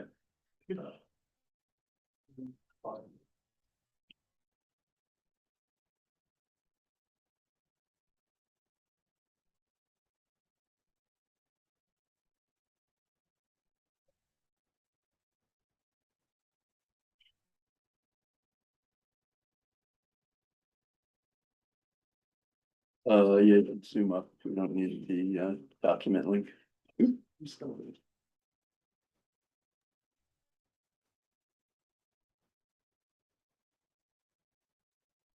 Great. All right, I mean, literally, if we can just kind of march through this and if anybody can explain if we've made any progress on any of these and if we could even talk about, is there timing for when these things might come to the committee? And the name. I can talk and about a subtopic little bit. Or not. Well, let's just take it in order of the subtopics then. Okay. I think Waymo, what did we end up doing on this? I think those two are switched. What's The first first? two. No, it's not associated with a name. Oh, No, yeah. The team members and the subtopics aren't assignments. I mean, you can if you tell No, me. no, Well, We can do you that. asked Me to do number two, so. Okay, all right, let's just march through the subtopics then and No, it's okay. I thought it was missing. well, so Waymo, are we doing anything on that? I mean, really, at this point, I Yeah. haven't done anything on that. I don't know Yeah, if you anybody did. else in our committee did or not. I had raised the issue, I just looked this up, the pilot was supposed to end at the end of September, but at the Yep. beginning of October, it was just renewed through the end of the year. So, you know, it'll probably be renewed again after that, so we do now have another window. Yeah. During which we could, push for some more data transparency, if that's something we're interested in. right. We're interested in the near misses. Yeah, I saw the Waymo people were at a green transportation expo on the north side of Union Square. I was walking the dog. So I stopped. I'd seen the Waymo cars parked. I didn't realize that they're not taking passengers. They're just driving around the city with a guy sitting, doing nothing behind the wheel. Well, hopefully paying attention. Yeah, I mean, they kind of made it out like these things are just going along, and if anything was ever required, they would respond. I kind of asked him, have they ever had to respond? He didn't really have an answer. So he did explain the passengers, if you're sitting in the back, there's a pretty big TV screen and it shows you what all of the cameras are seeing, you know, kind of like a security camera. Which would make me like so incredibly nervous. I've attended a few of these and they just go, so I'm happy to talk about it. Yeah. Well, I mean, the question is really the one that Charles raised about, do we make a data inquiry request? I think it's a good idea. We might as well do it and see if we learn anything, because otherwise I have no idea, where this pilot goes and when we're ever gonna hear anything about it. So we might as well go on record. So, I mean, if you wanna, Yeah, so that's something that would be written between meetings and then would be brought at a future committee meeting. yeah, I mean, I don't even know if it rises to the level of having to take a vote, but usually when if we send it out as an official letter, then we have to do something with it. Sure. You know, if there's some other channel just to make the data request, then we don't have to, you know, make a resolution. Yeah, I mean, I- Board and everything. Would assume that these pilots are being approved by some agency, so I would Yeah. prefer if we wrote a letter or a reso to that agency and said, like, before you approve it again, or do an extension. Yeah, we we could just, do that. like, Ask for this additional information. Right. All right, that's fine. I mean, that's erring on the side of being more official than Yeah. just like lobbing in, I'm on CV5 and we would love to see your data. So, okay, I have a question. If they're operating in the city, shouldn't they have some kind of permit or application where they list the scope of work of what they're gonna be doing? I think that already happened. That's why Do the we have pilot was, no. Can we get a hold of that? I mean, we should know what it is that they're doing. It has to, if for them to get approval, wouldn't they have to describe what it is that they're gonna be doing? Yeah, No? well, did the pilot go through city council or something? I don't think so. I think it went through the Department of Transportation. TLC, DOT. Okay, well, we can But I ask think we can ask Colleen them or for it, something. and if they say no, then we can foil it. Well, we can ask Colleen. Yeah. Yeah. Okay, She's calling. I don't think so. Okay, well, let's start there. Let's just start with, and if you wanna kind of craft, like, what should we ask for? Sure, yeah. And then we'll just submit it to her, from the CD, you know, directly to our contact at DOT, and if the answer is, you know, stuff it, then, we'll go a different route. Yeah, I guess first step is figuring out, is the DOT the one even doing Yeah. it, or is it the state DOT? Hmm. And then, I believe the city DOT just renewed the okay, pilot. great. Yeah. Okay, great, all right. Bike lane. Tiffany, you want me to talk to this? Joel, yeah, oh yeah, go ahead, Joel. Sure. So the task that we were talking about was to look on our Google Drive at the any legislation that was out there.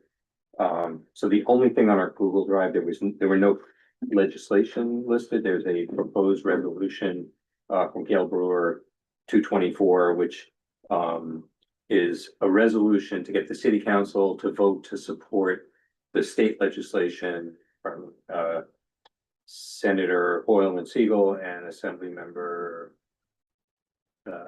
Assembly Member on the west side. Tony Simone. Michael, not sure. No, Rosenthal. no, it's definitely not Rosenthal. I think, I'm not sure if it's Simone or not, but an Assembly Member, so it's the same bill in both, which is called the commercial Joanne- e-bike Joanne licensing. Simon? Say again? Joanne Simon? No. It might have been someone outside our district, I'm sorry, but it's Hoyle and Siegel and somebody on the assembly side. Commercial e-bike licensing act is a state bill to require solely identifying information licensing on commercial e-bikes.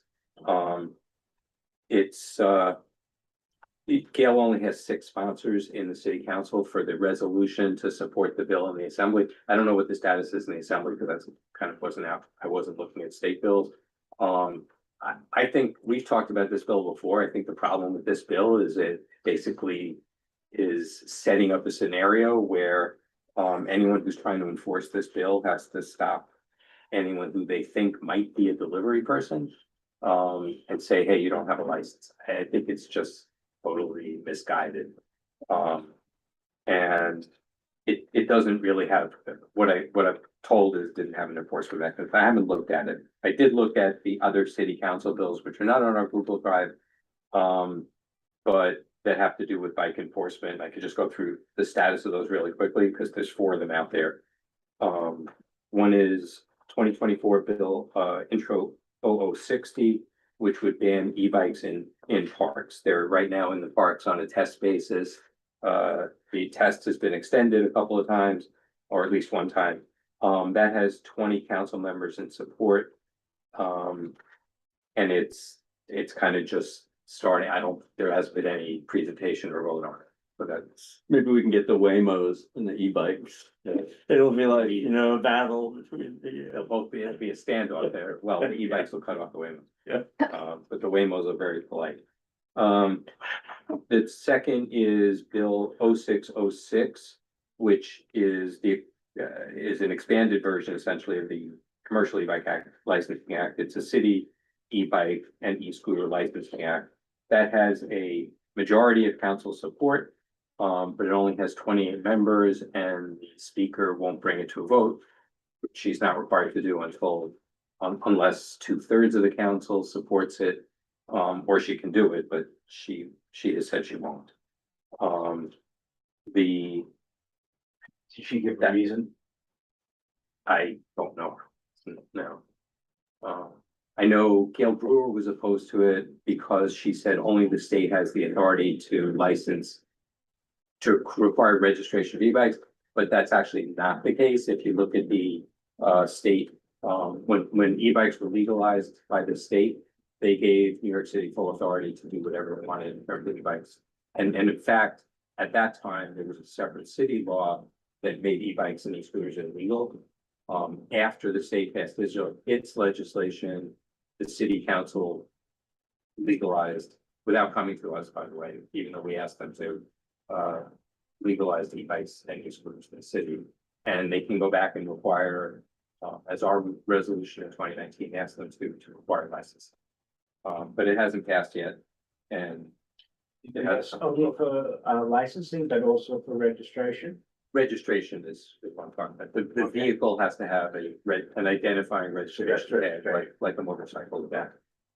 And as of now, everyone has to be licensed. Nobody has to be Nobody has to be licensed. licensed, so they're unregistered and unlicensed. They are unregistered, unlicensed, and uninsured. Part of registration would be hopefully creating insurance requirement for the vehicle itself or for the driver. That doesn't exist today. Just mopeds do have a requirement. Yeah. Many of them don't have plates, so they probably don't have insurance. They may not be the drivers may not be licensed, but mopeds are supposed to be licensed, are supposed to be registered. Drivers are supposed to be licensed, they're supposed to carry insurance.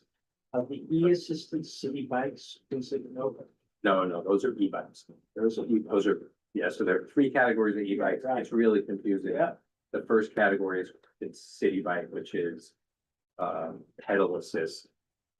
Electric bike. We can send around, there was a good summary of this that was done that had cute pictures. It has local, Yeah. the different. We can send that around for what all the It's categories pretty are. typical to figure out. I mean, what I've kind of heard on this is that once the speed limit thing passed and NYPD started doing a little bit more enforcement, the gas came out of the balloon to do anything that was more complicated. So I don't know if that's true, but I haven't heard that, and the enforcement it was like a burst of enforcement, Yes. but it's over. yeah. So the other 2 bills are 2024 intro 0235, which was sponsored by Crystal Hudson, who I think is from Central Brooklyn. She would require DOT to post signage telling bike, scooters, and other wheeled vehicles other than mobility vehicles to keep off the sidewalk. It's just about signage. I don't know what that's gonna do, but that's her bill. That's one of her bills. She has another bill. And that has, I think, 6 sponsors, 6 council members signed on. Our other bill is 1380 of 2025, very recent, but she already has 23 council members signed on to it. And that is a point of sale prohibition, saying that you can't sell an e-bike in New York City, which is illegal to operate in New York City. So it's illegal to operate an e-bike at more than 25 miles an hour in the city of New York. But class 3 e-bikes can go 60 miles an hour in theory, and some of them, plenty of them go 40. And right now it's legal to sell them. So that would be her bill. that one seems like it may have a chance, because it's already got 23 co-sponsors, or at least as of yesterday, or I saw you had it up there. Oh, sorry. Was it still the same? Probably 23. Yeah, so it's still the same. You know, the other three, I don't think have any chance, because they're not moving anywhere, it's, you know, until after the council election. Maybe something will change. That's what I got. All right. Essentially, there's very little regulation. Yeah, I mean, part of what happened on this for us was that there were kind of calls within the board, like, we should somehow take action. But it wasn't clear, like, what had gotten to that point and what action we would take. So we've just been, you know, as Joel has been doing, just keeping track of what's moving or not moving. So, Who was on it? Yeah, all of our relevant council members, except two, who is getting replaced in 2 months. Who's that? Roby Carbios. okay. Let's move on to the next. All right, that's me. Okay, so I've got a lot more information this past month on the smart curbs and micro hubs. I sent an outreach to all of our bids and partnerships, which many of them messaged back pretty immediately. Most of them are in favor, and only had a couple of spots they didn't like, but they wanted to know how they could help us. I'm still waiting for some responses to come back. I spoke with CB7, the co-chairs of their committee, as well as the chair, and then there's another one of their committees that it kind of overlaps with. And then CB4 kind of got on board with us, and we're all in an email, and we are trying to set up in the next week or two a meeting for all of us just to kind of catch up, see where we're at, and try to kind of work through this process together and make it a little bit more, you know, cohesive. Marisa did speak to Colleen really recently after I'd done all the outreaches, and she had said that they're still interested in CB5. They want us to come back with our suggested sites and any information we've gotten back from the public or ourselves. And this would probably something that they would revisit in spring. So I'm going to be putting together some information and education on it for us to put on the website so the public can see and start responding. And then I'll start working with CB4 and really CB7, since they're the ones that rolled it out in April of this year. There was talk that it got pulled, but it didn't. As of today, they're still active, and you know, they've had a lot of wrinkles to work out so far and still have more to go. So they're totally on board working alongside of us, as we are more than likely going to be one of the districts that they have in it, one of the next ones. Okay. Do you think you'll be in a position after your meeting with CB4 to start putting some timing on this? Yeah, I'm gonna try to meet with them the next couple weeks. I'm gonna try to get as much educational specific stuff to give Marisa to put on the website so we can start getting more public feedback. So all those things should happen before about or around our next meeting. And then I would say, you know, the month in between to start getting some feedback. So possibly, what is it, January? I wrote it down. What I was thinking, we might be able to have some. I think by the January 26th meeting, I should have a pretty good amount of knowledge feedback where we can really present the information for us to make a stance on it for the DOT and for them to potentially move forward in the spring with us. That's great. Okay. Thank you, Tiffany.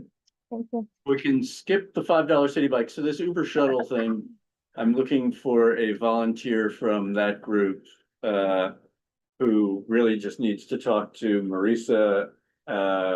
We can contact, I guess, DOT and find out what the story is. So if you haven't seen the black Uber shuttles that go to JFK and LaGuardia, they are not permitted, they're not licensed. They're one of the many choices, you know, when you go on the Uber app, you can pick the shuttle. There's both the LaGuardia and the JFK ones are near my apartment, and it's like $13 to go to LaGuardia and like $25 to go to JFK, and it's like a 10-person black passenger van. And they show up kind of in a general area, but there's no designated place for them to pull over. I was crossing Fifth Avenue and 15th Street. One of them was parked right in the middle of the pedestrian crosswalk. And I asked the man, why are you parked in the middle of the crosswalk? And he said, because I couldn't find space on the curb. And I was like, that makes sense to you, but that doesn't make sense to anybody else. So the question here is, why are these things not subject to some kind of licensing and enforcement like we do for anybody else that's picking up passengers off the curb?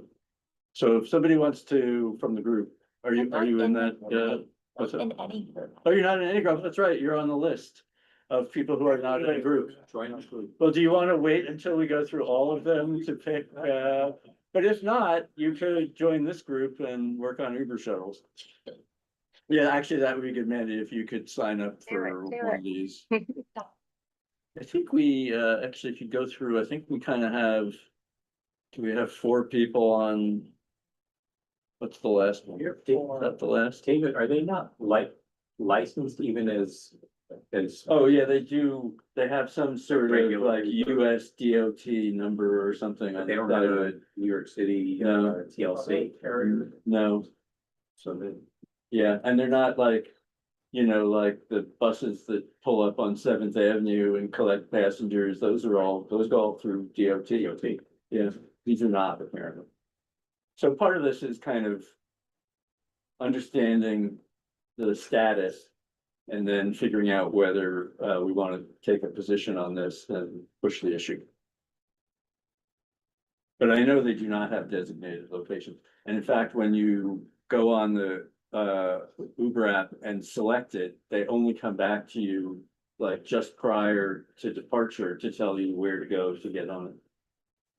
So. Okay. The Broadway group.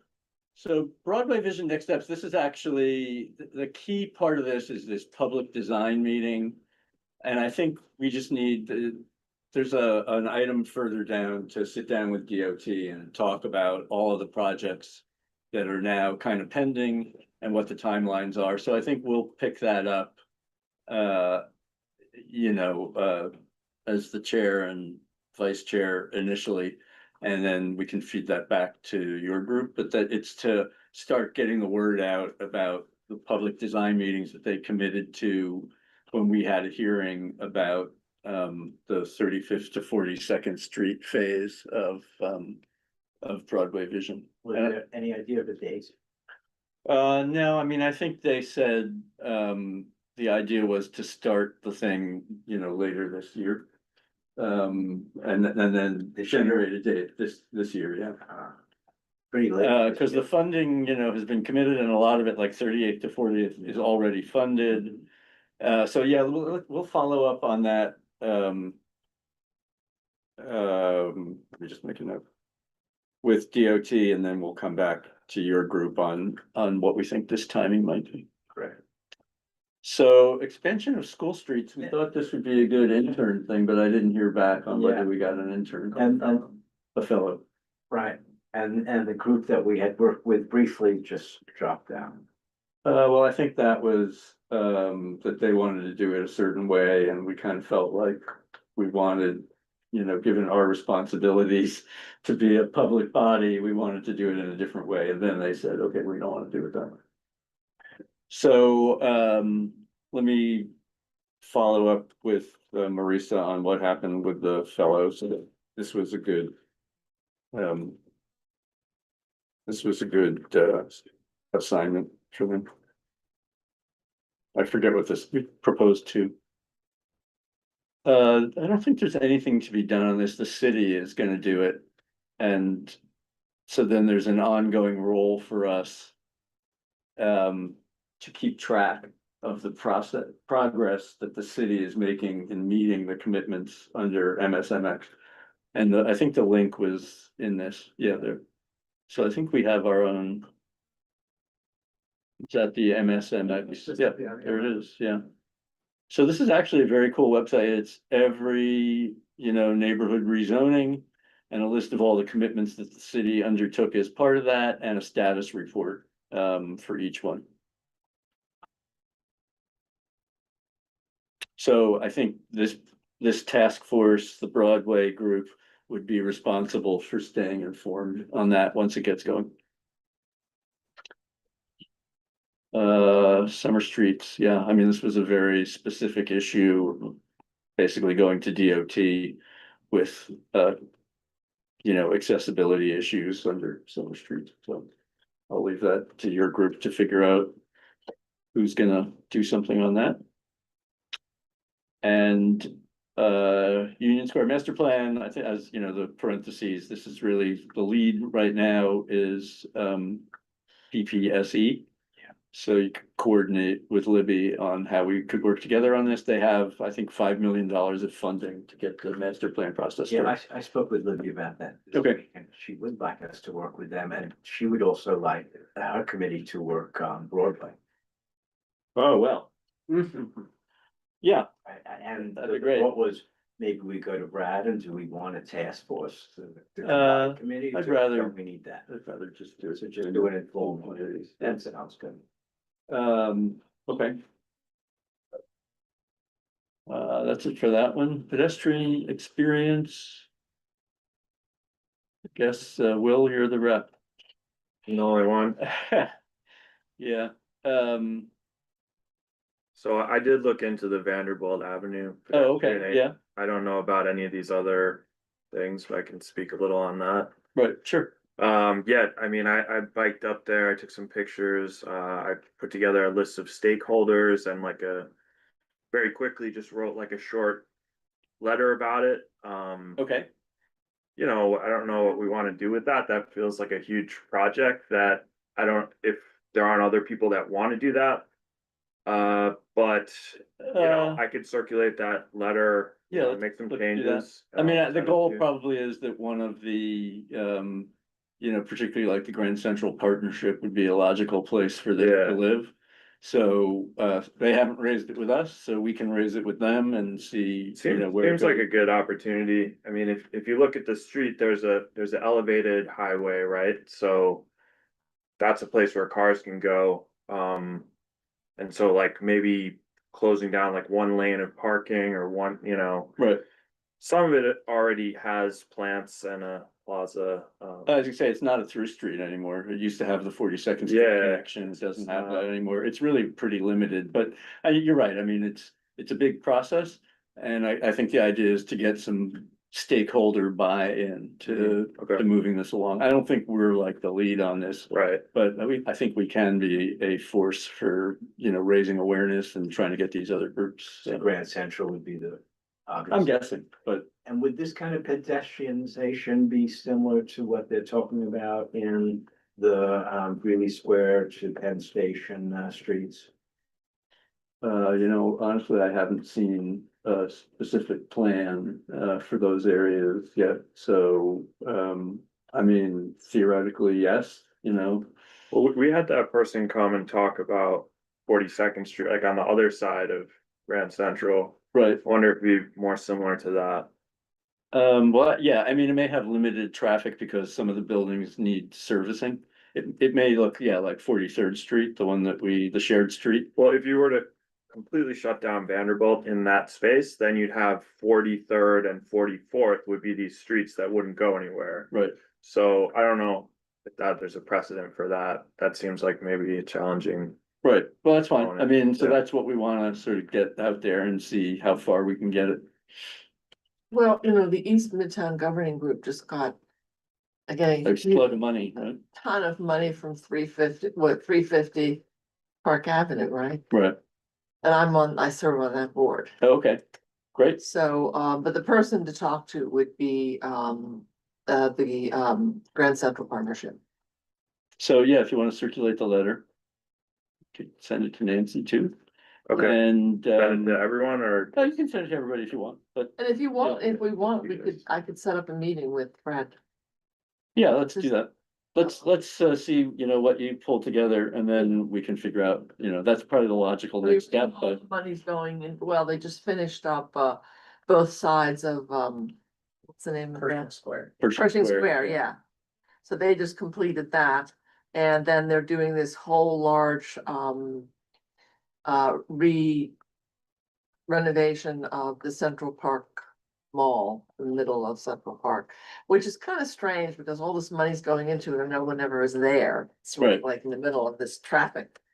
So it would be nice to see, and this money, this East Midtown Governing Group is about money to improve the public realm.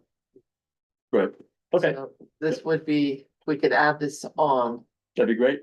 I mean, a funding source would certainly speed things Well, up. the funding's gonna be there, so we should push. We just don't want it all to go to Park Avenue. right? Yeah, okay, good. Yeah, so let's get that rolling. Okay, David, I think a high concern for us would be in any kind of pedestrianization is the bike infrastructure. yeah, for I sure. think it's everything. I mean, it's, my guess is we can't close this thing down completely because there are a lot of buildings that rely on it, but they don't rely on it to the extent of what it is today. There's very little traffic that really does go through. Right, so it's not car traffic, it's the Well, it's some, bikes and the deliveries. well, no, I mean, it's trucks Yeah. that need to make local Black deliveries. cars.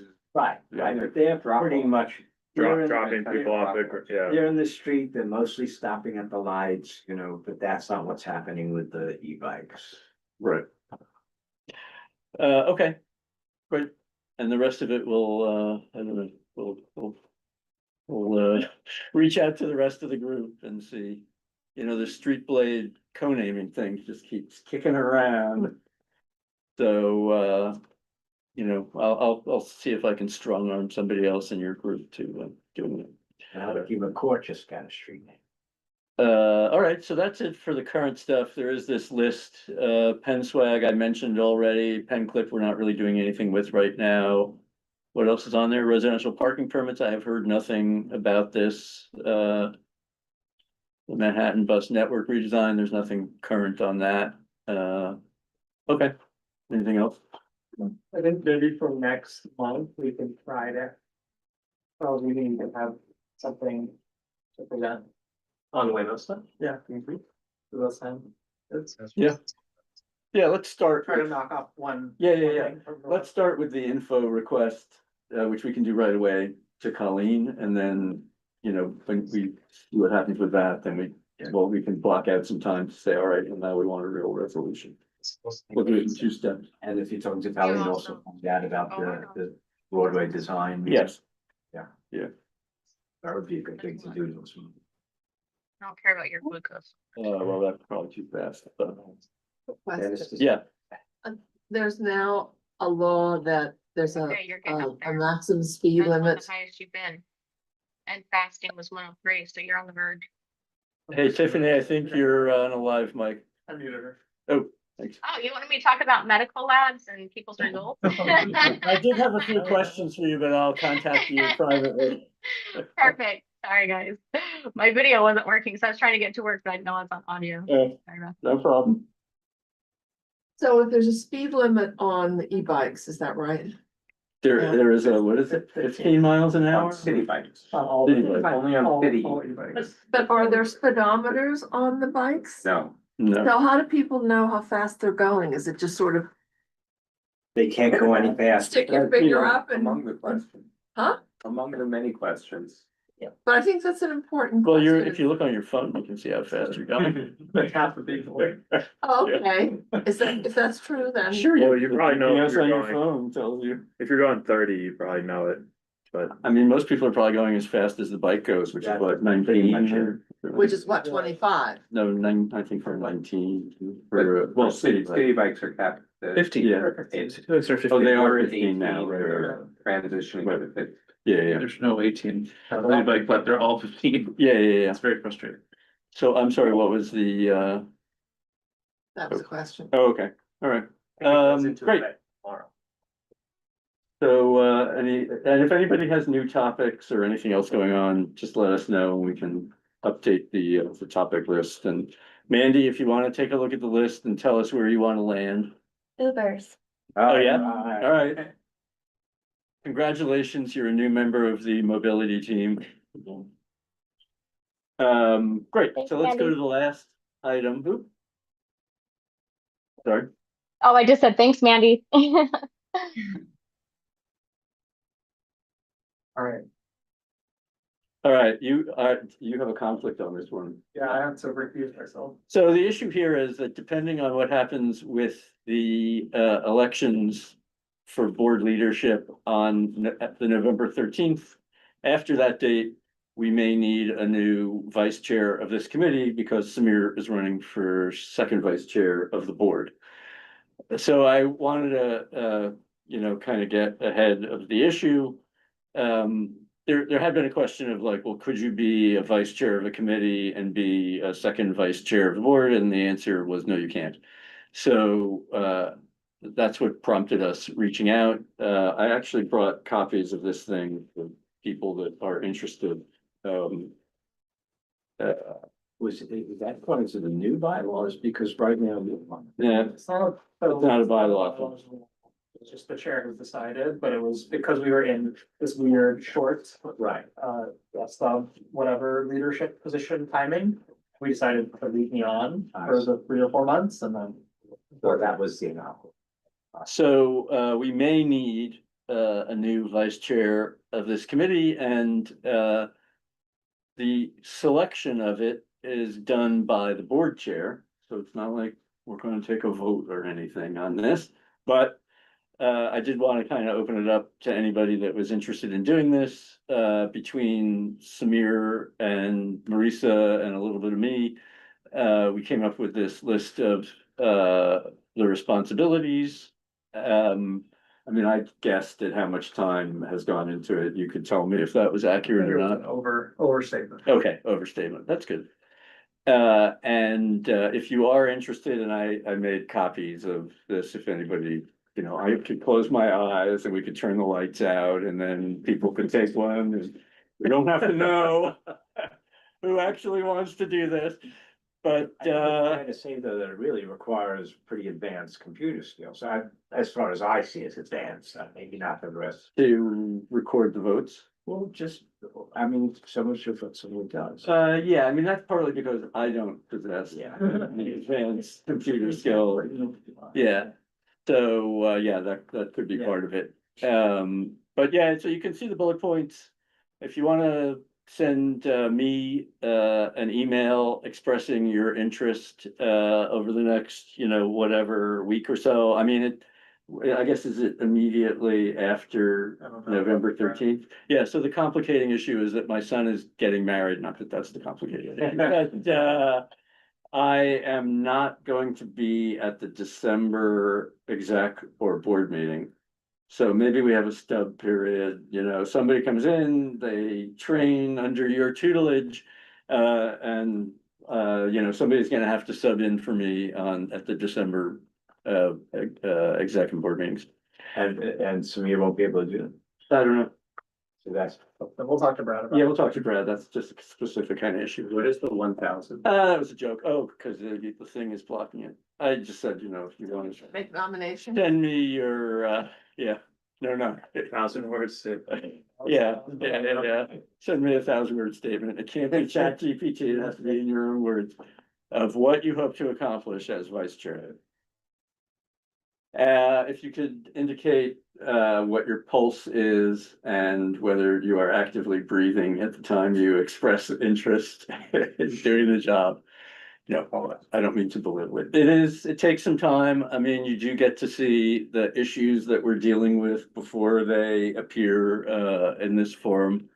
And it's, it's a stepping stone to further leadership on the community board. I mean, I just really quickly, I think it's fun. You get to be on exec, you get to see what's happening, a little bit behind the scenes. You get to meet with elected sometimes, you get to meet with the DOT before they present to the board. it's a lot of fun. It is a little bit more work, but the trade-off is that if you don't volunteer for any resos, people are like, oh, yeah, that makes sense. They're busy doing other stuff. So you're not gonna get filtered into. Not that that's really work for you. Sometimes I'm a little offer to write a reso, but Yeah. usually you can say like, look, I'm the vice chair. I'm not gonna write this reso. It's really not a lot of work.